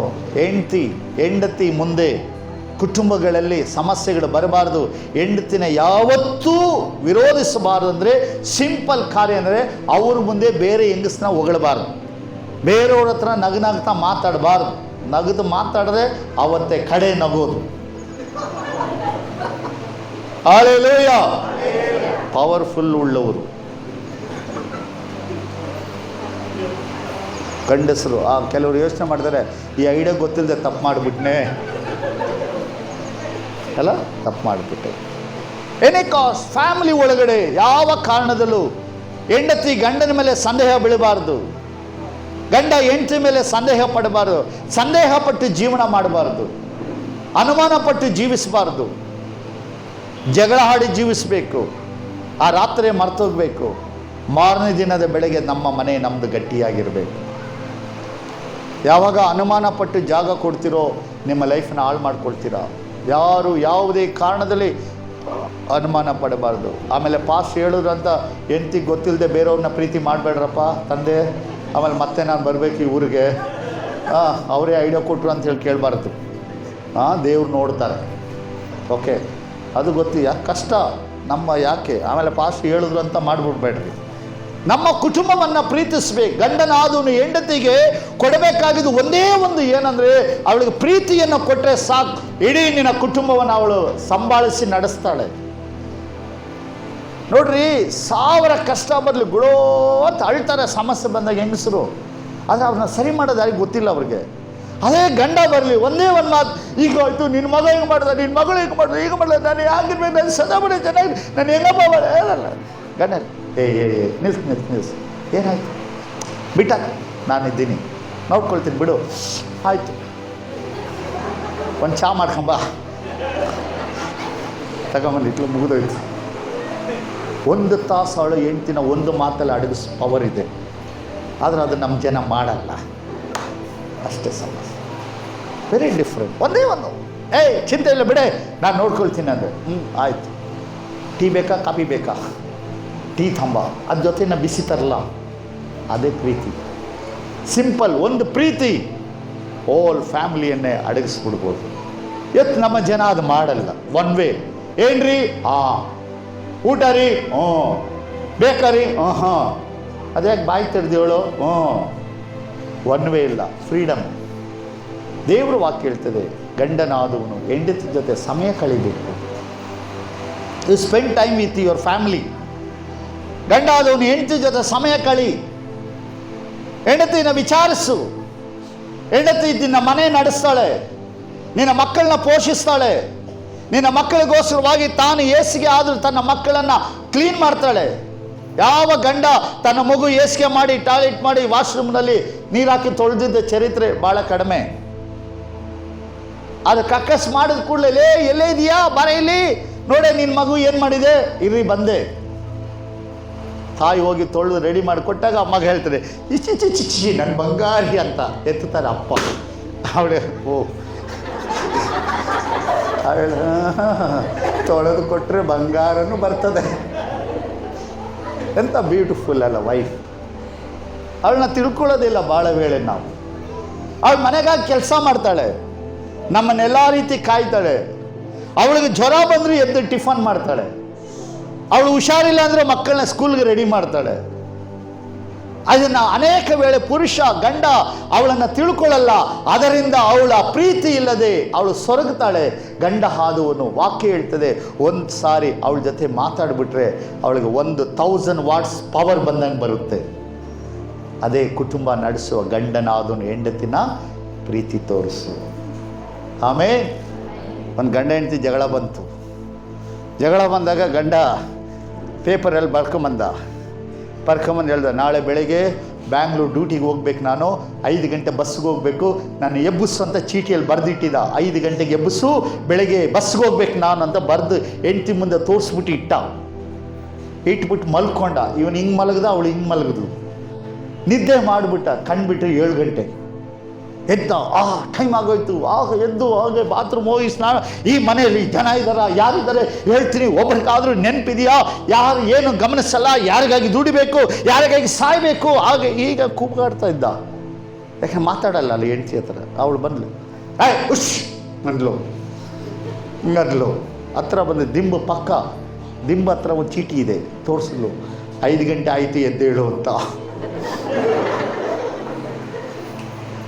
ಇವನು ರಾತ್ರಿ ಹೆಂಗೆ ಮಾಡಿಕೊಟ್ಟ, 5 ಗಂಟೆಗೆ ಎಬ್ಬಿಸು ಅಂದ. ಇವಳು 5 ಗಂಟೆ ಆಗಿದೆ ಬರದಲ್ಲಿ ಇಟ್ಲು. ಇವನು ಮಲಗ್ಬಿಟ್ಟ. ಹೆಂಗಿದೆ ನೋಡಿ ಆ ಲೈಫ್ ಹೆಂಗೆ ಹೋಗ್ತದೆ. ಸಮಸ್ಯೆ ಒಬ್ಬ ಪುರುಷ ಹೆಂಡತಿನ ಅರ್ಥ ಮಾಡಿಕೊಳ್ಬೇಕು. ಹೆಂಡತಿ ಸ್ವಾರ್ಥಿ, ಅವಳು 2-3 ವಿಷಯದಲ್ಲಿ ಅವಳು ಸರಿ ಇಲ್ಲ. ಒಂದು ಕಾರ್ಯ, ಅವಳು ಮುಂದೆ ಯಾರನ್ನು ಹೊಗಳಬಾರದು. 2ನೇ ಕಾರ್ಯ, ಹೆಂಡತಿಗೆ ತನ್ನ ತಂಗಿಯನ್ನು ಹೊಗಳಿದ್ರೆ ಹೆಂಡತಿಗೆ ಕೋಪ ಬರ್ತದೆ. ನಾದಿನಿಯರು ಯಾರು ಇಷ್ಟಪಡಲ್ಲ ಹೆಂಡ್ತಿರು. ಗಂಡನ ತಂಗಿನ ಯಾವ ಹೆಂಡತಿ ಒಪ್ಕೊಳ್ಳಲ್ಲ. ಒಳ್ಳೆಯವಳು ಎಲ್ಲ ಅಪ್ಪ ಅಮ್ಮ ಮಾಡಿ ತಿಂದು ಹೋಗಕ್ಕೆ ಬರ್ತಾಳೆ. ಆದರೆ 100ಕ್ಕೆ 100ರಷ್ಟು ಯಾವ ಗಂಡನೂ ತನ್ನ ನಾದಿನಿ ಚೆನ್ನಾಗಿಲ್ಲ ಅಂತ ಹೇಳೇ ಇಲ್ಲ.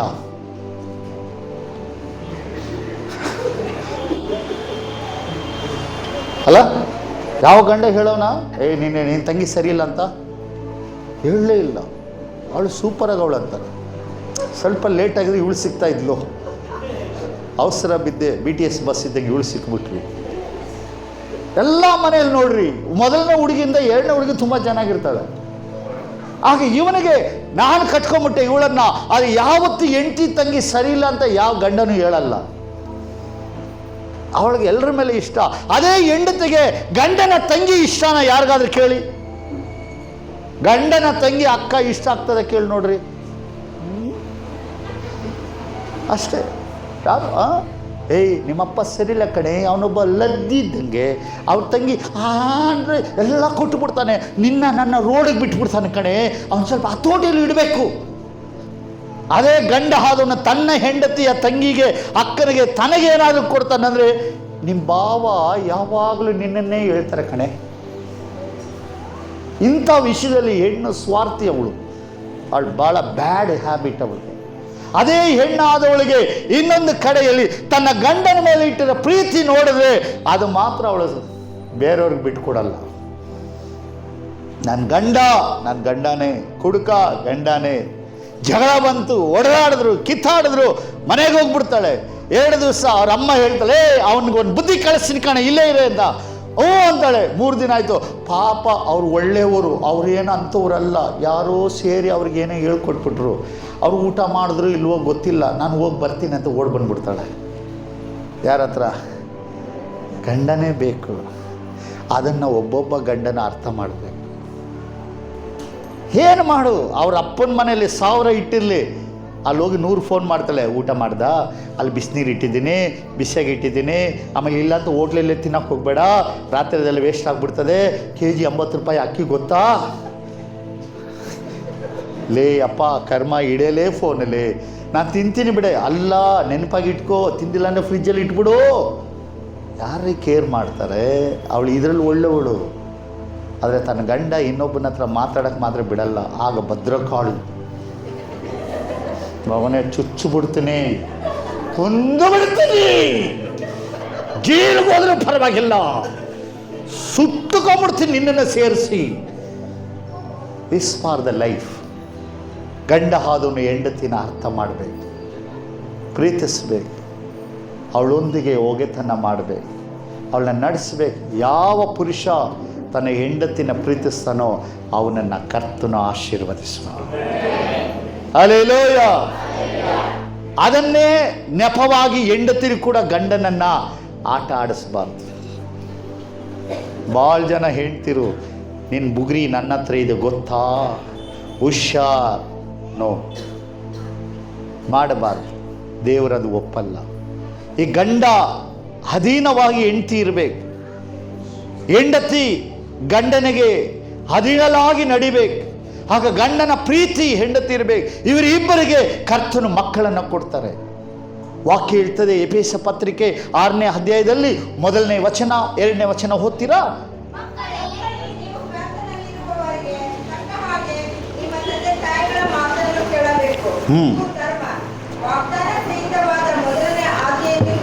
ಆಮೇನ್. ಸಾಕಮ್ಮ. ಮಕ್ಕಳೇ, ನಿನ್ನ ತಂದೆ ತಾಯಿ ಮಾತನ್ನು ಕೇಳು, ಅವರಿಗೆ ವಿಧೇಯನಾಗು, ಅವರು ನಡೆಸುವ ದಾರಿಯಲ್ಲಿ ನೀನು ನಡೆಯಬೇಕು. ಯಾವ ಮಕ್ಕಳು ತಂದೆ ತಾಯಿನ ಮಾತು ಕೇಳಲ್ವೋ, ತಂದೆ ತಾಯಿನ ಸನ್ಮಾನಿಸಲ್ವೋ, ತಂದೆ ತಾಯಿಗೆ ಗೌರವ ಕೊಡಲ್ವೋ, ಆ ಮಕ್ಕಳ ಜೀವನದಲ್ಲಿ ಅವರು ಚೆನ್ನಾಗಿರಲ್ಲ. ಯಾವತ್ತೂ ತಿಳ್ಕೊಳ್ಳಿ, ನಿಮ್ಮಪ್ಪ ಮುದುಕಾಗಿರ್ಬೋದು, ಆದರೆ ನಿನ್ನನ್ನು ಬೆಳೆಸಿ ಸಾಕಿ ಹಾಳು ಮಾಡಿ ನಿನ್ನ ದೊಡ್ಡ ವ್ಯಕ್ತಿ ಮಾಡಿ ನಿನ್ನ ನಿಲ್ಲಿಸಿದ್ದಾನೆ ನಿಮ್ಮಪ್ಪ. ಇವತ್ತು ಅವನು ಮುದುಕ, ಅವನಿಗೆ ಬೆಲೆ ಕೊಟ್ಟು ಅವನಿಗೆ ವಿಧೇಯನಾದರೆ ಮಾತ್ರನೇ ಮಗನಾದ ಮಗಳಾದ ನಿನ್ನನ್ನು ದೇವರ ಆಶೀರ್ವಾದ ಮಾಡೋದು. ಯಾವ ಮಕ್ಕಳು ಅಷ್ಟೇ ತಂದೆ ತಾಯಿಗೆ ವಿಧೇಯರಾಗಬೇಕು, ತಂದೆ ತಾಯಿ ಅಧೀನದಲ್ಲಿ ಬೆಳೆಯಬೇಕು, ತಂದೆ ತಾಯಿಗೆ ಗೌರವ ಕೊಡಬೇಕು, ತಂದೆ ತಾಯಿನ ಸನ್ಮಾನಿಸಬೇಕು, ತಂದೆ ತಾಯಿಗಳ ಜೀವನ ಅವಮಾನ ಪಡಬಾರದು, ತಂದೆ ತಾಯಿಗಳು ಬೀದಿಯಲ್ಲಿ ನಿಲ್ಲಬಾರದು. ವಿಶ್ವಾಸಿಗಳಾಗಿರುವ ಪ್ರತಿಯೊಂದು ಮಕ್ಕಳಿಗೆ ಹೇಳ್ತಾರೆ, ಯವನಸ್ಥ ಮಕ್ಕಳೇ, ನಿಮ್ಮ ತಂದೆ ತಾಯಿಗಳು ಎಂದಿಗೂ ಕಣ್ಣೀರು ಬಿಟ್ಟರೆ ನಿಮ್ಮ ಜೀವಮಾನವೆಲ್ಲ ನೀವು ದುಃಖವನ್ನು ವೇದನೆಯನ್ನು ಅನುಭವಿಸ್ತೀರ. ಯಾವತ್ತೂ ತಂದೆ ತಾಯಿ ವೇದನೆ ಪಡುವ ರೀತಿ ಮಕ್ಕಳು ನಡೆಯಬಾರದು. ಅವರನ್ನು ಸನ್ಮಾನಿಸಿ, ಪ್ರೀತಿಸಿ, ಗೌರವಿಸಿ ಅವರಿಗೆ ಅಧೀನರಾಗಿರಬೇಕು. ಎಷ್ಟೋ ವೇಳೆ ವಿಶ್ವಾಸ ಇಲ್ಲದ ತಂದೆ ತಾಯಿ ಇದ್ದಾರೆ, ಅವರೆಲ್ಲ ದೇವರಲ್ಲಿ ಇರಲ್ಲ, ಅವರೆಲ್ಲ ಲೌಕಿಕವಾಗಿರ್ತಾರೆ. ಆದರೆ ಕೆಲವು ಮನೆ ವಿಶ್ವಾಸಿಗಳಾಗಿ ತಂದೆ ತಾಯಿ ಇರ್ತಾರೆ. ವಿಶ್ವಾಸಿಗಳಾಗಿರುವ ತಂದೆ ತಾಯಿಗಳಿಗೆ ಮಕ್ಕಳು 100ರಷ್ಟು ಅವ್ರನ್ನ ಗೌರವಿಸಬೇಕು. ಸಂಬಳ ದೊಡ್ಡದಾಗಿ ಬರ್ಬೋದು ನಿನಗೆ, ಆದರೆ ನೀನು ದೊಡ್ಡ ಸಂಬಳ ಬರೋಕ್ಕೆ ಕಾರಣಕರ್ತ ನಿಮ್ಮ ಅಪ್ಪ ಅಮ್ಮ.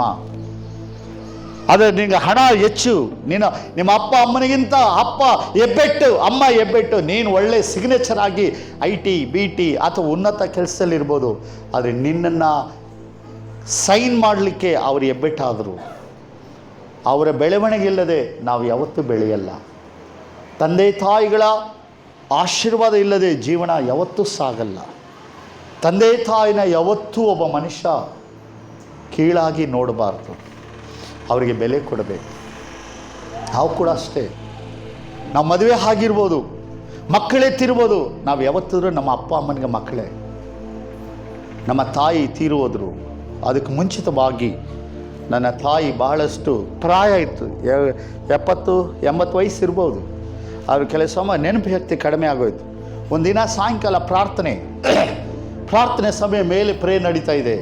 ಇವರು ಪ್ರೇಯರ್ಗಾಗಿ ಹೋಗಿದ್ದಾರೆ, ಆ ಮೆಟ್ಲು ಹತ್ತಬೇಕು. ಅವರಿಗೆ ನೆನಪಿಲ್ಲ, ನಿಂತ ಜಾಗದಲ್ಲೇ ಆ ಪೂರ್ತಿ ಬಟ್ಟೆ ಎಲ್ಲ ಏಸಿಗೆ ಮಾಡಿಕೊಂಡು ಅಲ್ಲೇ ಕಕ್ಕಸ್ ಮಾಡಿಬಿಟ್ಟಿದ್ದಾರೆ. ಅವ್ರಿಗೆ ಗೊತ್ತೇ ಇಲ್ಲ. ಅವ್ರಿಗೆ ಯಾಕೆ ಈಗ ನಿಂತಿದ್ದಾರೆ ನಾನು ಕೇಳಿದೆ, ಏನಾಯಿತು ಅಂದರೆ ಗೊತ್ತಿಲ್ಲ. ನೋಡಿದ್ರೆ ಅವರ ಬಟ್ಟೆ ಎಲ್ಲ ಕಕ್ಕಸ್ಸಾಗ್ಬಿಟ್ಟಿದೆ, ಎಲ್ಲ ಕಡೆ ಆ ಬೇದಿಯಾಗಿ ಸುರಿದಿದೆ. ಸರಿ ಬಾ ಅಂತ ಅಲ್ಲೇ ಒಳಗಡೆ ವಾಶ್ರೂಮಲ್ಲಿ ಕರ್ಕೊಂಡೋಗಿ ನಿಲ್ಲಿಸಿ ಅವ್ರ ಬಟ್ಟೆ ಎಲ್ಲ ಕಳಿಸಿ ನೀರು ಹಾಕಿ ಪೂರ್ತಿ ಅವನ್ನ ತೊಳೆದು ವಾಶ್ ಮಾಡಿ ಆಮೇಲೆ ಒಂದು ನೈಟಿ ಕೊಟ್ಟು ಇದು ಹಾಕು ಅಂತ ಕರ್ಕೊಂಬಂದು ಮನೇಲಿ ಕುಂಡಿಸಿದೆ. ನೆಕ್ಸ್ಟ್ ಡೇ ಅವ್ರಿಗೆ ಅರಿವು ಬರ್ತದೆ. ಆಗ ಅವರು ಅಳೋದಕ್ಕೆ ಆರಂಭಿಸ್ಬಿಟ್ರು. ನನಗೆ ಗೊತ್ತಿಲ್ಲಪ್ಪ, ನನಗೆ ಅರಿವಿಲ್ಲಪ್ಪ, ಏನಾಯಿತು ಗೊತ್ತಿಲ್ಲ, ಆದರೆ ತುಂಬ ಗಲೀಜು ಮಾಡಿಬಿಟ್ನಲ್ವಾ, ನೀನು ನನ್ನ ತುಂಬ ನೋಡ್ಕೊಂಡೆ ಮಗು, ನನ್ನ ಅಪ್ಪ ನೀನು ನನ್ನನ್ನು ನೋಡಿಬಿಟ್ಟೆ, ನನ್ನನ್ನು ಕ್ಲೀನ್ ಮಾಡಿ ಎಲ್ಲ ಮಾಡಿದೆ, ಕ್ಷಮಿಸ್ಬಿಡಪ್ಪ, ನಾನು ಇನ್ನು ಮುಂದೆ ಆಗ ಮಾಡಲ್ಲ. ನೋ ಹೇಳಬೇಡ, ನೋ ಪ್ರಾಬ್ಲಮ್. ತಾಯಿ ಗಂಡು ಹುಡುಗ, ನಾನೊಬ್ಬನೇ ಹೆಣ್ಮಕ್ಳಿಲ್ಲ, ಕರ್ಕೊಂಡೋಗಿ ಆಮೇಲೆ ನಮ್ಮ ಚರ್ಚವ್ರಿಗೆಲ್ಲ ಪಾಸ್ಟು ನೆನ್ನೆ ದಿನ ನನಗೆ ಗೊತ್ತಿಲ್ಲ ಹಿಂಗೆಲ್ಲ ಮಾಡಿಬಿಟ್ಟೆ, ಅವ್ರು ಬಾತ್ರೂಮ್ ಕರ್ಕೊಂಡೋಗಿ ಸ್ನಾನ ಮಾಡಿಸಿ ಬಟ್ಟೆ ಎಲ್ಲ ಚೇಂಜ್ ಮಾಡಿದ್ದಾರೆ, ನಮ್ಮ ಮಗ ಪಾಸ್ಟ್ ಮಾಡಿದ್ದಾರೆ. ಅವ್ರು ಅಳೋದಕ್ಕೆ ಆರಂಭಿಸಿ ಕೆಲವು ಸಮಯಗಳಾದಮೇಲೆ ಅವ್ರಿಗೆ ಹಾರ್ಟ್ ಪ್ರಾಬ್ಲಮ್ ಆಗೋಯ್ತು. ಒಂದು ದಿವಸ ಹಾರ್ಟ್ ಅಟ್ಯಾಕ್ ಆಗಿ ಜಯದೇವ ಹಾಸ್ಪಿಟ್ಲಲ್ಲಿ ಹಾಕಿದ್ದೀನಿ, ಯಾರೂ ಇಲ್ಲ, ಒಬ್ಬನೇ ರಾತ್ರಿ ಆಸ್ಪತ್ರೆಯಲ್ಲಿ ಮಲಗಿದ್ದೇನೆ. ICUನಲ್ಲಿದ್ದಾರೆ, ಎಲ್ಲ 6-7 ಜನ ಇದ್ದಾರೆ. ಮುಂಜಾನೆ ವೇಳೆ ಅವರಿಗೆ ಯೂರಿನ್ ಬರ್ತದೆ, ಒಂದ ಮಾಡಬೇಕು, ಅಯ್ಯೋ ನಾನು ಒಂದ ಮಾಡಬೇಕು, ಎಲ್ಲ ಬೇರೆ ಬೇರೆ ಕಡೆ ಇದ್ದಾರೆ. ಆ ಸಮಯ ಬೇಷನ್ ತಗೊಂಬಂದು ಅವರಿಗೆ ಒಂದ ಮಾಡಿಸಿ ತಗೊಂಡೋಗಿ ವಾಶ್ರೂಮ್ ತೊಳೆದು ತೊಗೊಂಬಂದು 7-8 ದಿನ ICUನಲ್ಲಿ ಅವರಿಗೆ ಕೆಲಸ ಮಾಡಿದೆ. ಅದು ಮುಗಿದ ಮೇಲೆ ಅವ್ರಿಗೆ ಅರಿವು ಬಂತು ನಾನು ಹಾಸ್ಪಿಟ್ಲಲ್ಲಿದ್ದೀನಿ ಅಂತ. ಆಗ ಮನೆಗೆ ಕರ್ಕೊಂಬಂದ ಮೇಲೆ ಹೇಳಿದ್ರು, ನಮ್ಮ ಹೆಂಡ್ತಿಗೆ ಹೇಳಿದ್ರು, ನಿಮ್ಮ ಗಂಡ ನನ್ನ ಉಚ್ಚೆ ಎಲ್ಲ ತೆಗೆದಾಕ್ದ, ನನಗೆಲ್ಲ ಮಾಡಿ ತೊಳೆದನಮ್ಮ, ಅವನು ಚೆನ್ನಾಗಿರಬೇಕು. ಒಬ್ಬ ತಾಯಿಗೆ, ಒಬ್ಬ ತಂದೆಗೆ, ಒಬ್ಬ ಮಕ್ಕಳಾದವರು ಯಾವತ್ತೂ ಅವರು ಕೀಳಾಗಿ ಯಾವತ್ತೂ ಗಮನಿಸಬಾರ್ದು. ಅವರೇ ನಿನಗೆ ಆಶೀರ್ವಾದಕ್ಕೆ ಕಾರಣ. ಹಲ್ಲೆಲೂಯಾ. ಬೈಬಲ್ ಹೇಳ್ತದೆ, ನಿನ್ನ ತಂದೆ ತಾಯಿನ ಸನ್ಮಾನಿಸು, ನೀನು ಜೀವಿತದಲ್ಲಿ ಬಹುಕಾಲ ಬದುಕುವಿ. ಯಾವ ಮಕ್ಕಳು ತಂದೆ ತಾಯಿನ ವೇದ ವಚನಕ್ಕೆ ಅನುಸಾರ ಗೌರವಿಸಿ ಘನಪಡಿಸುತ್ತಾರೋ ಆ ಮಕ್ಕಳ ಜೀವಿತದ ಕಡೆಯವರೆಗೂ ಅವರು ಚೆನ್ನಾಗಿ ಬಾಳೋದಕ್ಕೆ ಒಂದೇ ಕಾರಣ ಏನು ಗೊತ್ತಾ? ನಿನ್ನ ಅಪ್ಪ ಅಮ್ಮನ್ನ ಗೌರವಿಸು, ಘನಪಡಿಸು, ವಿಧೇಯನಾಗು ಅವರಿಗೆ. ನಿನ್ನ ತಂದೆ ತಾಯಿನ ಘನಪಡಿಸು, ವಿಧೇಯನಾಗು, ಅವರಿಗೆ ಸನ್ಮಾನ ಮಾಡು, ಅವರಿಗೆ ಬೆಲೆ ಕೊಡು, ಆನರ್ ಮಾಡು. ನಿನ್ನನ್ನು ದೇವರು ಆಶೀರ್ವದಿಸ್ತಾನೆ.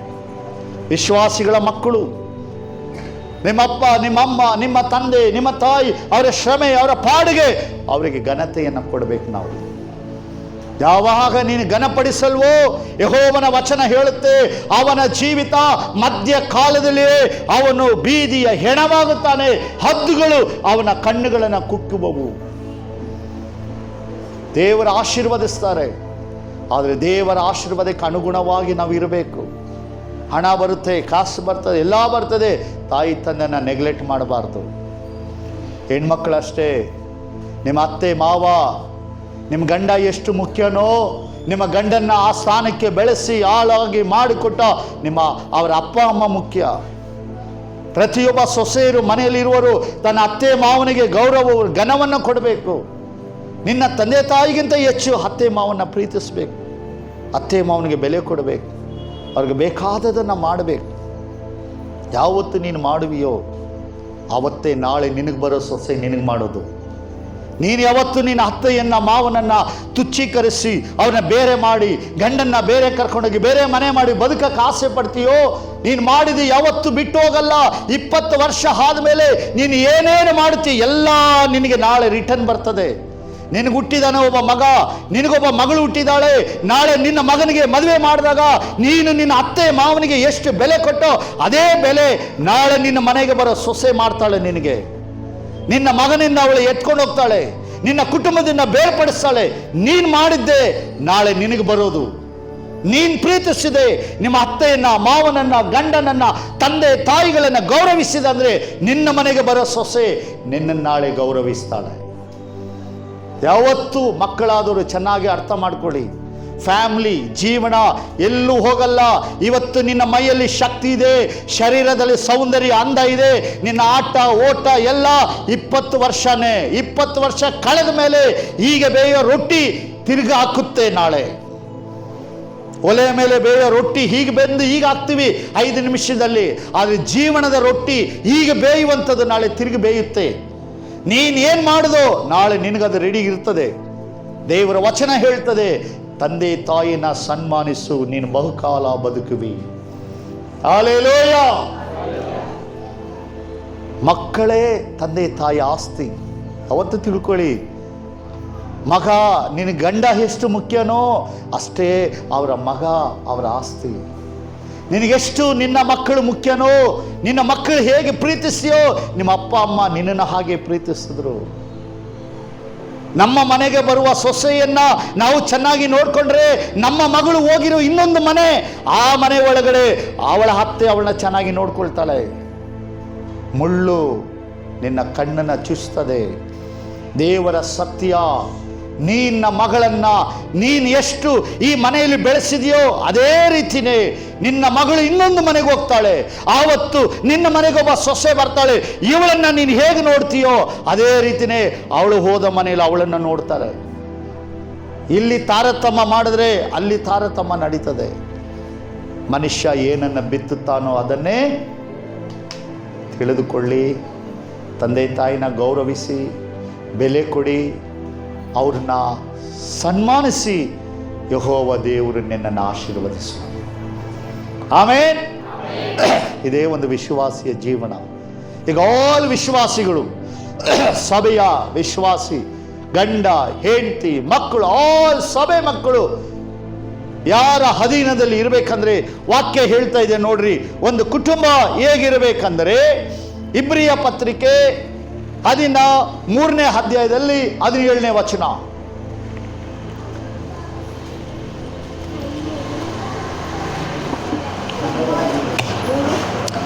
13:17.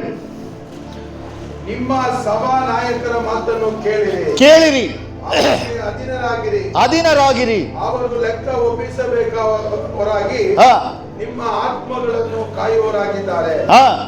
ಅವರು ವ್ಯಸನ ಪಡದೆ ಸಂತೋಷದಿಂದ ಇದನ್ನು ಮಾಡುವಂತೆ ನೋಡಿರಿ.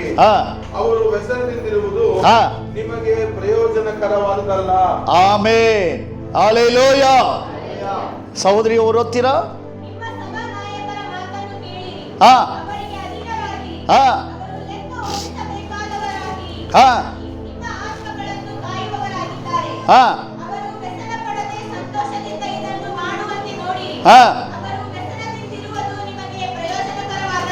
Amen, hallelujah. ನೋಡ್ರಿ, ಗಮನ ಕೊಡಿ. ಹೆಂಡತಿಯಾದವಳು ಗಂಡನಿಗೆ ಅಧೀನರಾಗಿರಬೇಕು. ಮಕ್ಕಳು ತಂದೆ ತಾಯಿಗೆ ಅಧೀನರಾಗಿರಬೇಕು.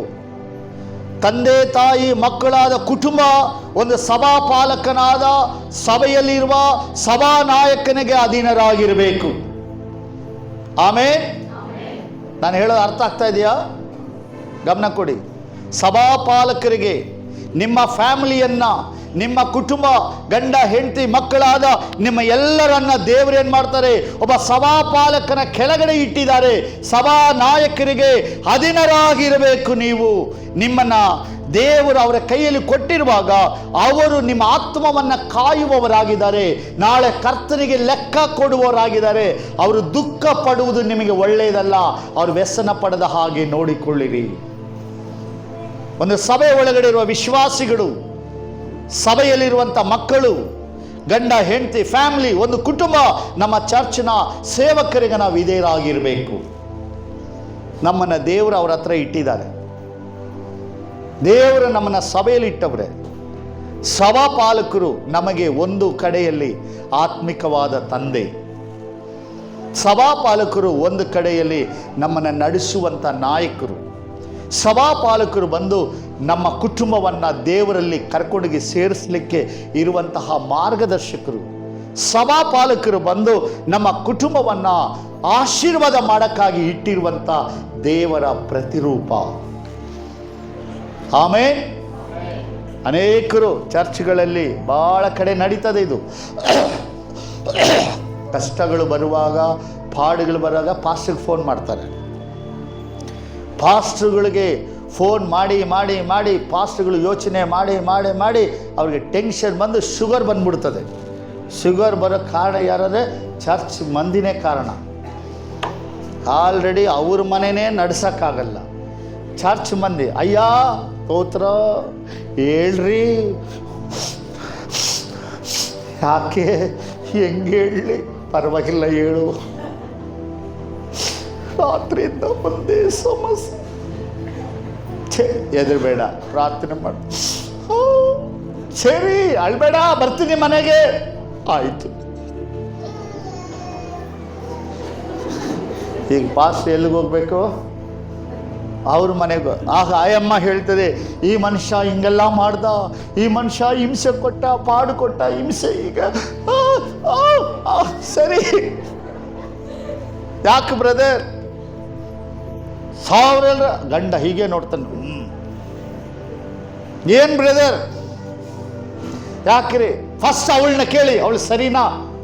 ಅವಳು ಈಗೆಲ್ಲ ಮಾಡ್ತಾಳೆ, ಈಗೆಲ್ಲ ಹೇಳ್ತಾಳೆ, ಇದೆಲ್ಲ ಮಾಡ್ತಾಳೆ, ನನಗಿರೋದೇ ಬೇಡ, ಇವಳು ಬೇಡ ಬೇಡ ಹೋಗ್ಬಿಡ್ತೀನಿ.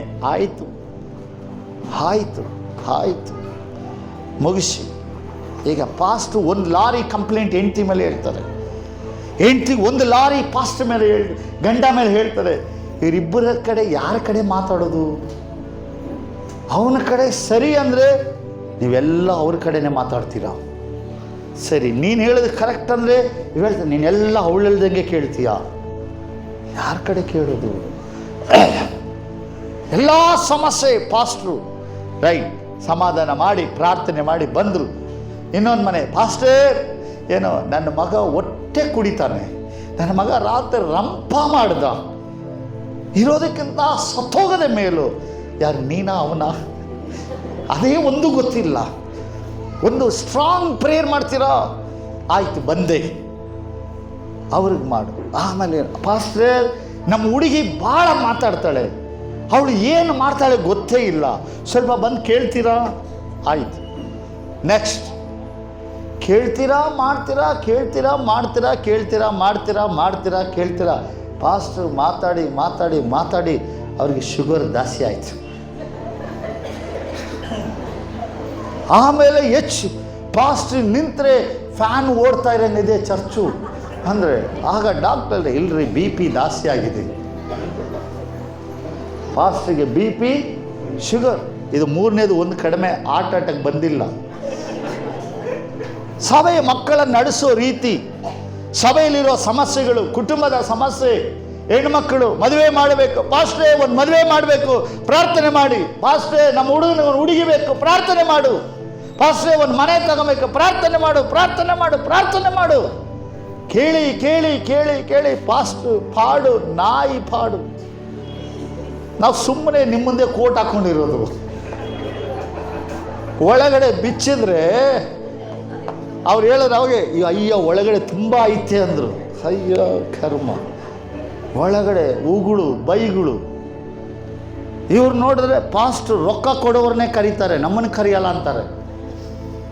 ಅವ್ರು ನೋಡಿದ್ರೆ ಪಾಸ್ಟ್ ಚೆನ್ನಾಗಿರೋರ್ನೇ ಕರೀತಾರೆ, ನಮ್ಮ ಮುಖ ಕರೆಯಲ್ಲ ಅಂತಾರೆ. ಅರೆ ನಾವು ಏನು ತಾನೇ ಮಾಡೋದ್ರಿ ಜೀವನದಲ್ಲಿ? ಎಲ್ಲಿ ತಾನೇ ಹೋಗೋದು? ಭಾನುವಾರ ಚರ್ಚಿಗೆ ಬರಲ್ಲ, ಕೇಳಿದ್ರೆ ಲಗ್ನ ಇತ್ತು ಅಂತ ಓಡೋಗ್ಬಿಡ್ತಾರೆ. ಪಾಸ್ಟ್ರು ಮಾತ್ರ ಜೀವಮಾನ ಪೂರ್ತಿ ಚರ್ಚಲ್ಲೇ ಸಾಯ್ಬೇಕು. ಇವಾಗ ಬೆಳಗ್ಗೆ ಒಬ್ಬಳು ಮೆಸೇಜ್ ಮಾಡಿದ್ದಾಳೆ, ನೀವು ಕಾಣಲಿಲ್ಲ ಚರ್ಚಲ್ಲಿ, ಏನಾಯಿತು ನಿಮಗೆ ಅಂತ. ಅಯ್ಯೋ ದೇವ್ರೆ, ನಾನೇನು ಹಾಸ್ಪಿಟ್ಲೆಲ್ಲ ಮಲಗಿದ್ದೀನಿ. ಬೆಳಗ್ಗೆ ಚರ್ಚ್ಗೆ ಹೋಗಿದ್ದಾಳೆ, ಮಗ ಪ್ರಸಂಗ, ನಾನು ಇಲ್ಲ. ಅವಳು ನೋಡಿ ಆಚೆ ಬಂದು ಪಾಸ್ಟ್ರ್ ಕಾಣಲಿಲ್ಲ. ಮೆಸೇಜ್, ಪಾಸ್ಟ್ರ್ ನಿಮ್ಗೆ ಏನಾಯಿತು, ಚೆನ್ನಾಗಿದ್ದೀರಾ? ನೀವು ಬೆಳಿಗ್ಗೆ ಚರ್ಚಲ್ಲಿ ಕಾಣಲೇ ಇಲ್ಲವೇ? ಅಂದರೆ ಪಾಸ್ಟ್ರ್ ಇಲ್ಲ ಅಂದರೆ ಹಾಸ್ಪಿಟ್ಲಲ್ಲಿ ಅವರೇ ಅಂತ ಅರ್ಥ. ಇವರೇ ನಿರ್ಧಾರ ಮಾಡಿಬಿಡ್ತಾರೆ. ನಾನು ಫೋಟೋ ಹಾಕಿದೆ, ಲೇ ಅಮ್ಮ ತಾಯೇ ನಾನು ಮೀಟಿಂಗಲ್ಲಿದ್ದೀನಿ ಅಂತ. ಓ ಸೂಪರ್, ಅಲ್ಲೇಲೂಯ ಅಂತ. ಎಂಥ ಬದುಕಲ್ಲ ಪಾಸ್ಟ್ ಜೀವನ. ಎಲ್ಲಿ ಹೋದರೂ ಪಾಸ್ಟ್ ಪ್ರಾಣ ಇಲ್ಲೇ, ಸಂಡೇ ಇಲ್ಲೇ. ನಮ್ಮ ಚರ್ಚಲ್ಲಿ ರೀ 33 ವರ್ಷ 33 ವರ್ಷ ಆಯ್ತು ರೀ ನಮ್ಮ ಹೆಂಡ್ತಿನ ಮದುವೆ ಆಗಿ. ಅವಳ ಪಾಪ ಮಾಡಿದವಳ್ರಿ ಅವಳು. ಒಂದು ದಿನ ಅವಳು ಕುಟುಂಬವಾಗಿ ನನ್ನ ಜೊತೆ ಎಲ್ಲೂ ಬಂದೇ ಇಲ್ಲ ರೀ ಅವಳು. ಒಂದು ದಿವಸ ನಮ್ಮ ಫ್ಯಾಮಿಲಿ ಗಂಡ ಹೆಂಡತಿ ಮಕ್ಕಳು ಒಂದು ದಿವಸ ಎಲ್ಲೂ ನಾವು ಹೋಗಲೇ ಇಲ್ಲ ರೀ. 33 ವರ್ಷ ಅವಳು ನನ್ನ ಕಟ್ಕೊಂಡು ಆ ಲಗ್ಗೆರಲ್ಲೇ ಸತ್ತೋಗ್ಬಿಟ್ಲು, ಇನ್ನೂ ಸಾಯ್ಲಿಲ್ಲ, ಇದ್ದಾಳೆ. ಅದೇ ಬದುಕಾಗೋಯ್ತು ರೀ ನಮ್ಮ ಬಾಳಲ್ಲಿ.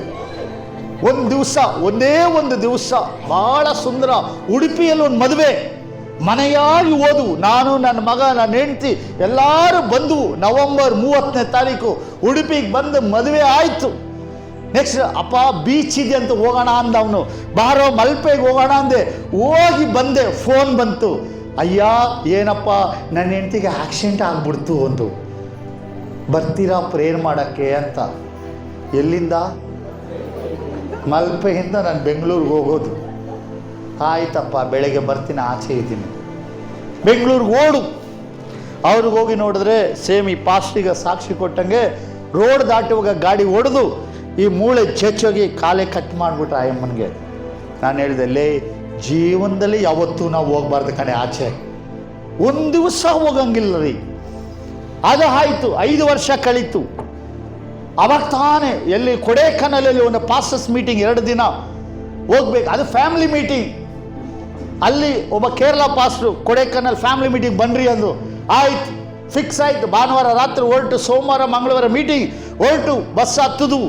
ಡ್ರಾಪ್ ಮಾಡೋದು ಹುಡುಗರಲ್ಲ, ಅಪ್ಪ ಕೊಡೇಕನಲ್ಗ, ಆಹಾ ಮದುವೆ ಆದಾಗ ಹೋಗುವಂಥ ಜಾಗ, ಈಗ ಹೋಗ್ತೀರಾ? ಏನು ನಾವೇನು ಗಂಡೆ ಹೆಣ್ಣ? ಸರಿ ಏನೋ ಹೋಗೋಣ ನಡಿ ಅಂತ. 10:30 ಬಸ್ ಹತ್ತದೆ. ಒಬ್ಬ ಬಂದು ಡ್ರಾಪ್ ಮಾಡಿದವ ಚರ್ಚ್ ಹುಡುಗ. ಬಸ್ ಹತ್ತಿ ಕೃಷ್ಣಗಿರಿಗೆ ಹೋಯ್ತು. ಒಂದು ಫೋನ್ ಬಂತು, ಏನು ಅಂದೆ, ಪಕ್ಕದ ಮನೆ ವಿಶ್ವಾಸ ಹಾರ್ಟ್ ಅಟ್ಯಾಕ್ ಸತ್ತೋದ ಅಂತ.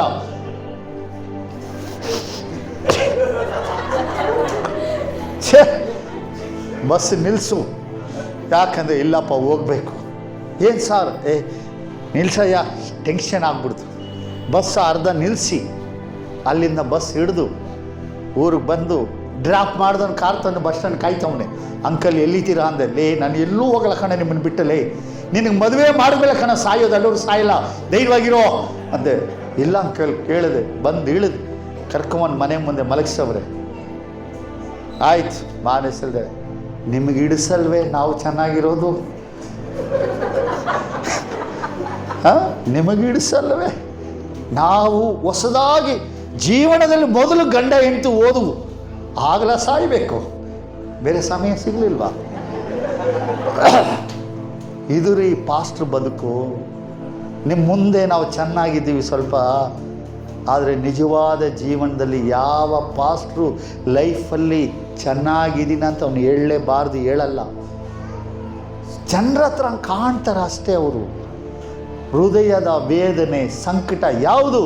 ಸಭೆ, ಜನ, ಚರ್ಚು, ಸಭೆ, ಮಕ್ಕಳು, ಇವರಿಗಾಗಿಯೇ ಜೀವನದಲ್ಲಿ ಕಡೆಯವರೆಗೂ ಪಾಸ್ಟರ್ ಬದುಕು ನಡೆಯೋದು. ಅದಕ್ಕೆ ದೇವರು ಹೇಳ್ತಾರೆ, ನಿಮ್ಮ ಸಭಾ ಪಾಲಕರಿಗೆ ವಿಧೇಯರಾಗಿ. ಅಲ್ಲ, ನಾವು ಏನು ಹೇಳ್ತೀವಿ? 1000 ತಪ್ಪು ಹೇಳ್ತಾರೆ. ಪಾಸ್ಟರ್ ಹಿಂಗೆ, ಪಾಸ್ಟರ್ ಹಂಗೆ, ಪಾಸ್ಟರ್ ಮಗ ಹಿಂಗೆ, ಪಾಸ್ಟರ್ ಮಗಳಂಗೆ, ಸೊಸೆ ಹಿಂಗೆ, ಮೊದಲು ಚೆನ್ನಾಗಿದ್ರು ಈಗ ಚೆನ್ನಾಗಿಲ್ಲ. ನಿಜ, ಮೊದಲು ಹುಡುಗ ಆಗಿದ್ರು ಈಗ ಮುದುಕ ಆಗಿದ್ದಾರೆ. ಮುದುಕನಾದಾಗ ಚೆನ್ನಾಗಿ ಇರಲ್ಲ. ಸತ್ಯ. ಮೊದಲು ಹುಡುಗಿ ಆಗಿದ್ಲು, ಪಾಸ್ಟಮ್ಮ ಬಂದಾಗ ಈಗ ಅವಳು ಅಜ್ಜಿ ಆಗ್ಬಿಟ್ಲು. ಚೆನ್ನಾಗಿಲ್ಲ. ಅವ್ರು ಚೇಂಜ್ ಆಗವ್ರೆ 100%. ಆದರೆ ನೀನು ಚೇಂಜ್ ಆಗಬೇಡ. ಇದು ಸೇವಕರ ಬದುಕು. ಒಬ್ಬ ಸೇವಕನಿಗೆ ಸಭೆ ಮಕ್ಕಳು ವಿಧೇಯರಾಗಬೇಕು. ಆಮೇಲೆ ಯಾವತ್ತೂ ಸಭಾ ಪಾಲಕನ ಮೇಲೆ ತಪ್ಪು ಹೊರಿಸಿ ಕೆಟ್ಟದು, ಇಲ್ಲದು, ಸಲ್ಲದು ಮಾಡಿದರೆ ಅವರ ಫ್ಯಾಮಿಲಿ ಜೀವನದಲ್ಲಿ ಯಾವತ್ತೂ ಚೆನ್ನಾಗಿರಲ್ಲ. ನೀವೇನು ಬೇಕಾದ್ರೂ ಮಾಡಿರಿ, ಸೇವಕರ ಬಗ್ಗೆ ಮಾತ್ರ ಎಲ್ಲೂ ಅಪಪ್ರಚಾರ ತಪ್ಪು ಮಾಡೋಕ್ಕೆ ಹೋಗ್ಬೇಡಿ. ಎಲ್ಲಾದರೂ ನಾನಲ್ಲ, ಪ್ರಸಾದರಾವ್ ಅಲ್ಲ, ನಮ್ಮ ಇರುವಂತಹ ಪಾಸ್ಟರ್ ಅಶೋಕ್ ಅಲ್ಲ, ಯಾರು ರಿಚರ್ಡ್, ಯಾರ ಪಾಸ್ಟರ್ಗಳ ಬಗ್ಗೆನೂ ಮಾತಾಡಬೇಡ್ರಿ. ಯಾರೂ ಯಾವ ಸೇವಕರ ಬಗ್ಗೆ ಮಾತಾಡಬೇಡಿ. ನಿಮಗೆ ಇಷ್ಟ ಇಲ್ವಾ, ಫಿನಿಶ್. ಅವ್ರ ವಿಷಯ ಎಲ್ಲೂ ಮಾತಾಡಕ್ಕೆ ಹೋಗಬೇಡಿ. ಸೇವಕನು ಒಬ್ಬ ವಿಶ್ವಾಸಿ ಬಗ್ಗೆ ಮನನೊಂದರೆ ಅವನ ಜೀವನ ಬಹಳಷ್ಟು ದುಃಖ ಪಡುತ್ತೆ. ಸೇವಕರು, ಯಾಕಂದರೆ ನನ್ನ ಕಣ್ಣಾರೆ ನಾನು ನೋಡಿರೋದು, ಎಷ್ಟೋ ಜನ ಏನೇನೋ ಮಾತಾಡಿದವರೆಲ್ಲ ಇವತ್ತು ಭಾಳ ಕಷ್ಟಪಡ್ತಾರೆ. ಸೇವಕರ ಬಗ್ಗೆ ಯಾವತ್ತೂ ಯಾರು ಮಾತಾಡಬಾರ್ದು. ನಿಮಗೇನಾದರೂ ಸಂದೇಹ, ಏನಾದರೂ ಮನಸ್ತಾಪ ಇದ್ದರೆ ಅವ್ರ ಹತ್ರ ನೇರವಾಗಿ ಕೂತ್ಕೊಂಡು ಮಾತಾಡಬೇಕು. ಅಲ್ಲಿ ಅವ್ರಿಗೆ ಹೇಳೋದು, ಇವ್ರಿಗೆ ಹೇಳೋದು, ಇವ್ರ ಹತ್ರ ಕೇಳೋದು, ಇವ್ರಿಗೆ ಹೇಳೋದು, ಅವ್ನಿಗೆ ಹೇಳೋದು, ಆ ಕೆಲಸ ಮಾಡಬಾರ್ದು ಯಾವತ್ತು. ನಿನಗೇನಿದ್ರೆ ನೇರ ಬಾ, ಮಾತಾಡು. ಇವ್ರು ಓಪನ್. ಅದು ಬಿಟ್ಟು ಅಲ್ಲೆಲ್ಲ ತಿರುಗಾಡಬಾರ್ದು. ಆತ ಮನನೊಂದರೆ ಆ ವಿಶ್ವಾಸಿ ಜೀವನ ಚೆನ್ನಾಗಿರಲ್ಲ. ದ ಬೈಬಲ್ ಸೇಸ್, ನಮ್ಮ ತಂದೆ, ಆತ್ಮಿಕ ತಂದೆ ಒಬ್ಬ ಸಭಾಪಾಲಕ, ನಮ್ಮ ಮಕ್ಕಳಿಗಾಗಿ ಪ್ರಾರ್ಥಿಸುವ ಮನುಷ್ಯ, ನಮ್ಮ ಕುಟುಂಬಕ್ಕಾಗಿ ದೇವರ ಮುಂದೆ ಮೊಣಕಾಲು ಊರಿ ಕಣ್ಣೀರು ಸುರಿಸುವ ಒಬ್ಬ ಸೇವಕ, ಸಭಾಪಾಲಕ, ನಮ್ಮ ಜೀವಿತದ ಏಳಿಗೆಗಾಗಿ ದೇವರ ಹತ್ರ ಮೊರೆ ಇಡುವ ಮನುಷ್ಯ ಒಬ್ಬ ಸಭಾಪಾಲಕ. Is our father. ನಮ್ಮ ತಂದೆ, ಆತ್ಮಿಕ ತಂದೆ. ಸಭಾಪಾಲಕರಿಗೆ ವಿಶ್ವಾಸಿ ವಿಧೇಯರಾಗಬೇಕು. ಎರಡನೇ ಕಾರ್ಯ, ಗಲಾತ್ಯ ಪತ್ರಿಕೆ 6ನೇ ಅಧ್ಯಾಯ 6ನೇ ವಚನ ಕಡೆದಾಗಿ ಹೇಳಿ ನಾನು ಮುಗಿಸ್ತೇನೆ. ದೇವರ ವಾಕ್ಯದಲ್ಲಿ ಉಪದೇಶ ಹೊಂದುವವನು ಮಾಡುವವನಿಗೆ ಒಳ್ಳೆಯವುಗಳಲ್ಲಿ ಆಮೇನ್. ಸಹೋದರ ಕಡೆ ಓದ್ತೀರಾ? ಗಲಾತ್ಯ 6:6. ದೇವರ ವಾಕ್ಯದಲ್ಲಿ ಉಪದೇಶ ಹೊಂದುವವನು ಉಪದೇಶ ಮಾಡುವವನಿಗೆ ತನಗಿರುವ ಎಲ್ಲಾ ಒಳ್ಳೆಯವುಗಳಲ್ಲಿ ಪಾಲು ಕೊಡಲಿ. ಆಮೇನ್. ಹಲ್ಲೆಲೂಯಾ. ಸೌಂಡ್ ಇಲ್ಲ, ಹೊಟ್ಟೆ ಹಸಿವಾಗ್ಬಿಡ್ತಲ್ಲ, ನನಗೂ ಹಸಿತಾ ಇದೆ, ಮುಗಿಸ್ಬಿಡ್ತಾನೆ. ಹಲ್ಲೆಲೂಯಾ. ಎಲ್ಲ ಒಳ್ಳೆಯವುಗಳಲ್ಲಿ ಏನು ಮಾಡಬೇಕಂತೆ? ಯಾರಿಗೆ? ಉಪದೇಶ ಮಾಡುವವರಿಗೆ.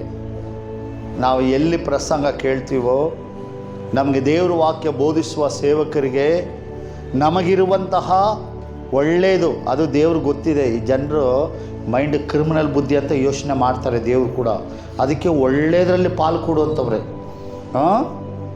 ಕೆಟ್ಟದಲ್ಲ, ಒಳ್ಳೆಯದು. ನಮಗೆ ಬರುವ ಆದಾಯದಲ್ಲಿ ಮೊದಲನೇ ಪಾಲು, ಮೊದಲನೇ ದಶಮಾಂಶ ದೇವರಿಗೆ, ಸಭೆಗೆ ಕೊಡಬೇಕು.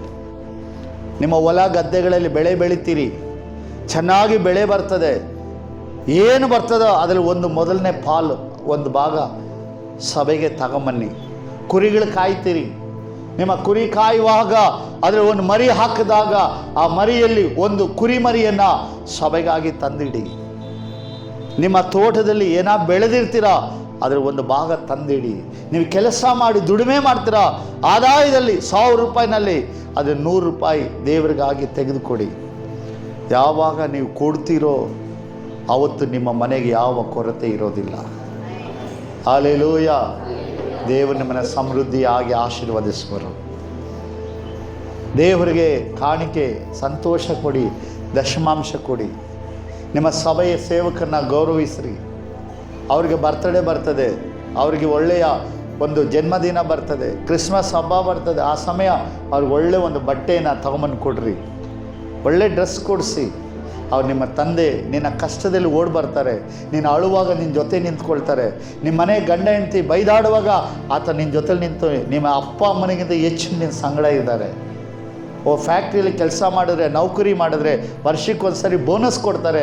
ವರ್ಷ ಎಲ್ಲ ಸೇವೆ ಮಾಡೋನು ನಾವೇನು ಕೊಡ್ತಾ ಇದ್ದೀವಿ? ನಮ್ಮ ಕಷ್ಟ ದುಃಖನ ಆತನ ಕೊಡ್ತೀವಿ. ಸಭಾ ಪಾಲಕರನ್ನ ಸನ್ಮಾನಿಸಿ. ನಿನಗೆ ವಚನ ಹೇಳ್ತಾರೆ, ದೇವರ ವಾಕ್ಯ ಬೋಧಿಸಿ ನಿನ್ನ ಒಳ್ಳೆಯ ಮಾರ್ಗದಲ್ಲಿ ನಡೆಸ್ತಾ ಇದ್ದಾರೆ. ಅವರಿಗೆ ನಿನ್ನಲ್ಲಿ ಇರುವಂಥದ್ದು ಪಾಲು ಕೊಡು ಅವ್ರಿಗೆ. God is bless. ದೇವರು ನಿನ್ನ ಮನೆ ಆಶೀರ್ವದಿಸು. ಒಂದು ಕಾಲ, ಒಂದು ದಿವಸ ನನ್ನ ಜೀವಿತದಲ್ಲಿ ಒಂದು ವೇಳೆ ತಿನ್ನಲಿಕ್ಕೆ ಅನ್ನ ಇಲ್ಲದೆ ಇರುವಾಗ ಮನೆಗೆ ರಾತ್ರಿ ವೇಳೆ ಭಿಕ್ಷೆ ಬೇಡ್ತಾ ಇದ್ದೆ ನಾನು. ಆ ಭಿಕ್ಷೆ ಬೇಡಕ್ಕೆ ಸಹ ನಾನು ಊಟ ಕೊಡಲಿಲ್ಲ ಯಾರು. ಕಡೆಯದಾಗಿ ಮಶಾಣದಲ್ಲಿ ಸತ್ತುವರಿಗೆ ತಿಥಿ ಮಾಡಲಿಕ್ಕೆ, ಮಶಾಣದಲ್ಲಿ ಹೂಣುವ ಎಣಗಳಿಗೆ ತಗೊಂಬಂದು ಸತ್ತೋದನ ಮೇಲೆ ಇಡುವ ಹಣ್ಣು ಕಾಯಿ ಹಂಪಲ ತಿಥಿ ಊಟವನ್ನು ಮಾಡಿ ಇಡ್ತಾ ಇದ್ರು. ಅದನ್ನು ತಗೊಂಬಂದು ದಿನ ರಾತ್ರಿ ಹಗಲು ನಾನು ಊಟ ಮಾಡ್ತಿದ್ದವನು. ಹಾಕ್ಕೊಳ್ಳೋಕ್ಕೆ ಬಟ್ಟೆ ಇಲ್ಲ, ಎಲ್ಲಾದರೂ ಹರಕಲು ಬಟ್ಟೆ ಸಿಗದೆ ತಗೊಂಬಂದು ನಾನು ಉಟ್ಕೊಳ್ತಾ ಇದ್ದೆ. ಆದರೆ ಯಾವಾಗ ಯೇಸು ಕ್ರಿಸ್ತನಲ್ಲಿ ಬಂದೆನೋ, ಕರ್ತನಾದ ಯೇಸು ತನ್ನ ಮಹಿಮೆಯಲ್ಲಿ ನಡೆಸಿದ ಸೇವೆ ಒಳಗಡೆ ಬಂದು ಬಹಳಷ್ಟು ಕಷ್ಟಪಟ್ಟು ನಾವೆಲ್ಲ ಸೇವೆ. ಇವತ್ತಿರೋರೆಲ್ಲ ಏನು ಸೇವಕರು ಸೇವೆ ಏನು ಕಷ್ಟಪಡ್ತಾರೆ? ಎಂಥದಿಲ್ಲ, ಹರಿದೋಗಿರೋ ಬಟ್ಟೆಗಳು. ಮನೆ ಒಳಗಡೆ ಒಂದು ಸಾರಿ ಸಣ್ಣ ಮನೆ, ಹತ್ತಡೆ ಮನೆಯಲ್ಲಿ ಪ್ರೇಯರ್ ಮಾಡ್ತೀವಿ. ಇರೋದು 2 ಜೊತೆ ಬಟ್ಟೆ, 2 ಜೊತೆ ಬಟ್ಟೆ. ಒಂದು ಹಾಕ್ಕೊಂಡಿರಬೇಕು, ಒಂದು ಹೊರಗಿರಬೇಕು. ಅದು ಒಗೆದಬೇಕು, ಇದು ಹಾಕ್ಕೊಬೇಕು. ಅಥವಾ ಇದು ಒಣಗಬೇಕು, ಅದು ಹಾಕಬೇಕು. ಮನೆ ಇಲ್ಲ, ಒಂದು ಸಣ್ಣ ರೂಮಲ್ಲಿದ್ದೀವಿ. ಸ್ನಾನ ಮಾಡೋಕ್ಕೆ ಅದೇ ಬಚ್ಚಲು ಮನೆ. ಹೀಗೆ ಮಳೆ ಬಂದರೆ ಅದರೊಳಗೆ ನೀರು ಹೋಗ್ತದೆ, ಅದರಲ್ಲೇ ಅಡುಗೆ ಮಾಡಬೇಕು. ಆ ಪಾತ್ರೆ ಸಾಮಾನೆಲ್ಲ ಹೊರಗಿಡಬೇಕು, ಅಲ್ಲೇ ಪ್ರೇಯರ್ ನಡೆಸಬೇಕು. ಒಂದೇ ಸಾರಿ ಬಟ್ಟೆ ಒಗೆದು ಕೊಟ್ಟು, ನನ್ನ ಹೆಂಡ್ತಿ ಒಗೆದು ಕೊಡುವಾಗ ಕಂಬಿಯ ಕಾಂಪೌಂಡ್ ಮೇಲೆ ಹಚ್ಚಿದೆ. ಆ ಬ್ಲೌಸ್ ತೆಗೆಯುವಾಗ ಹರಿದೋಯ್ತು. ಇರೋದು ಒಂದೇ. ಆಕೆ, ಏನಯ್ಯ ನಿನ್ನ ಕಟ್ಕೊಂಡು ಒಂದು 15 ರೂಪಾಯಿ ಕೊಟ್ಟು ಒಂದು ಬ್ಲೌಸ್ ಕೊಡಿಸಿ ಯೋಗ್ಯತೆಯೂ ಇಲ್ಲ ನಿನಗೆ, ಹೆಂಗಯ್ಯ ನಿನ್ನ ಜೊತೆ ನಾನು ಬದುಕಲಿ?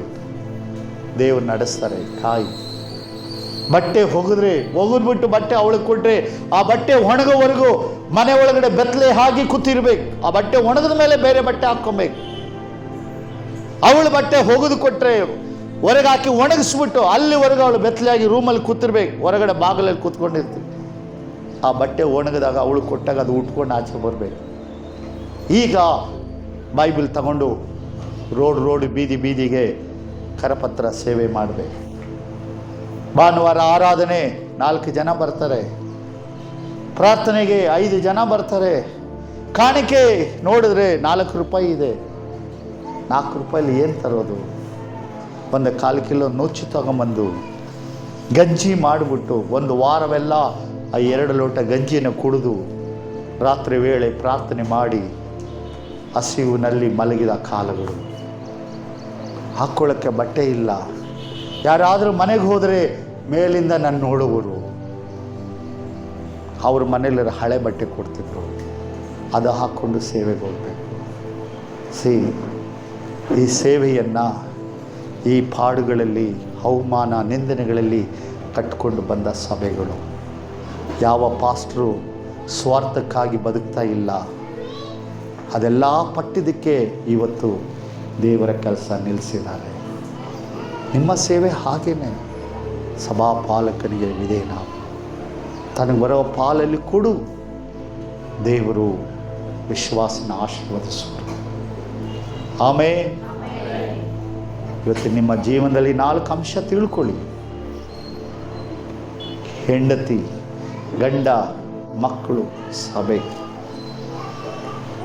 ಗಂಡನಿಗೆ ಹೆಂಡತಿ ಅಧೀನಲಾಗಿರಬೇಕು. ಗಂಡನಾದನು ಹೆಂಡತಿನ ಪ್ರೀತಿ ತೋರಿಸ್ಬೇಕು. ಮಕ್ಕಳು ತಂದೆ ತಾಯಿಯ ಅಧೀನದಲ್ಲಿ ಬೆಳಿಬೇಕು. ಇಡೀ ಕುಟುಂಬ ಸಭೆಯ ಅಧೀನದಲ್ಲಿ ಇರಬೇಕು. ಆವತ್ತೇ ಆ ಫ್ಯಾಮಿಲಿನ ದೇವರ ಆಶೀರ್ವಾದಿಸುವ. Hallelujah, hallelujah. ಕಣ್ಣುಗಳ ಮುಚ್ತೀರಾ? ನೀವು ಎಲ್ಲಿ ತಪ್ಪಿದ್ದೀರಾ ಯೋಚನೆ ಮಾಡಿ. You make mistake.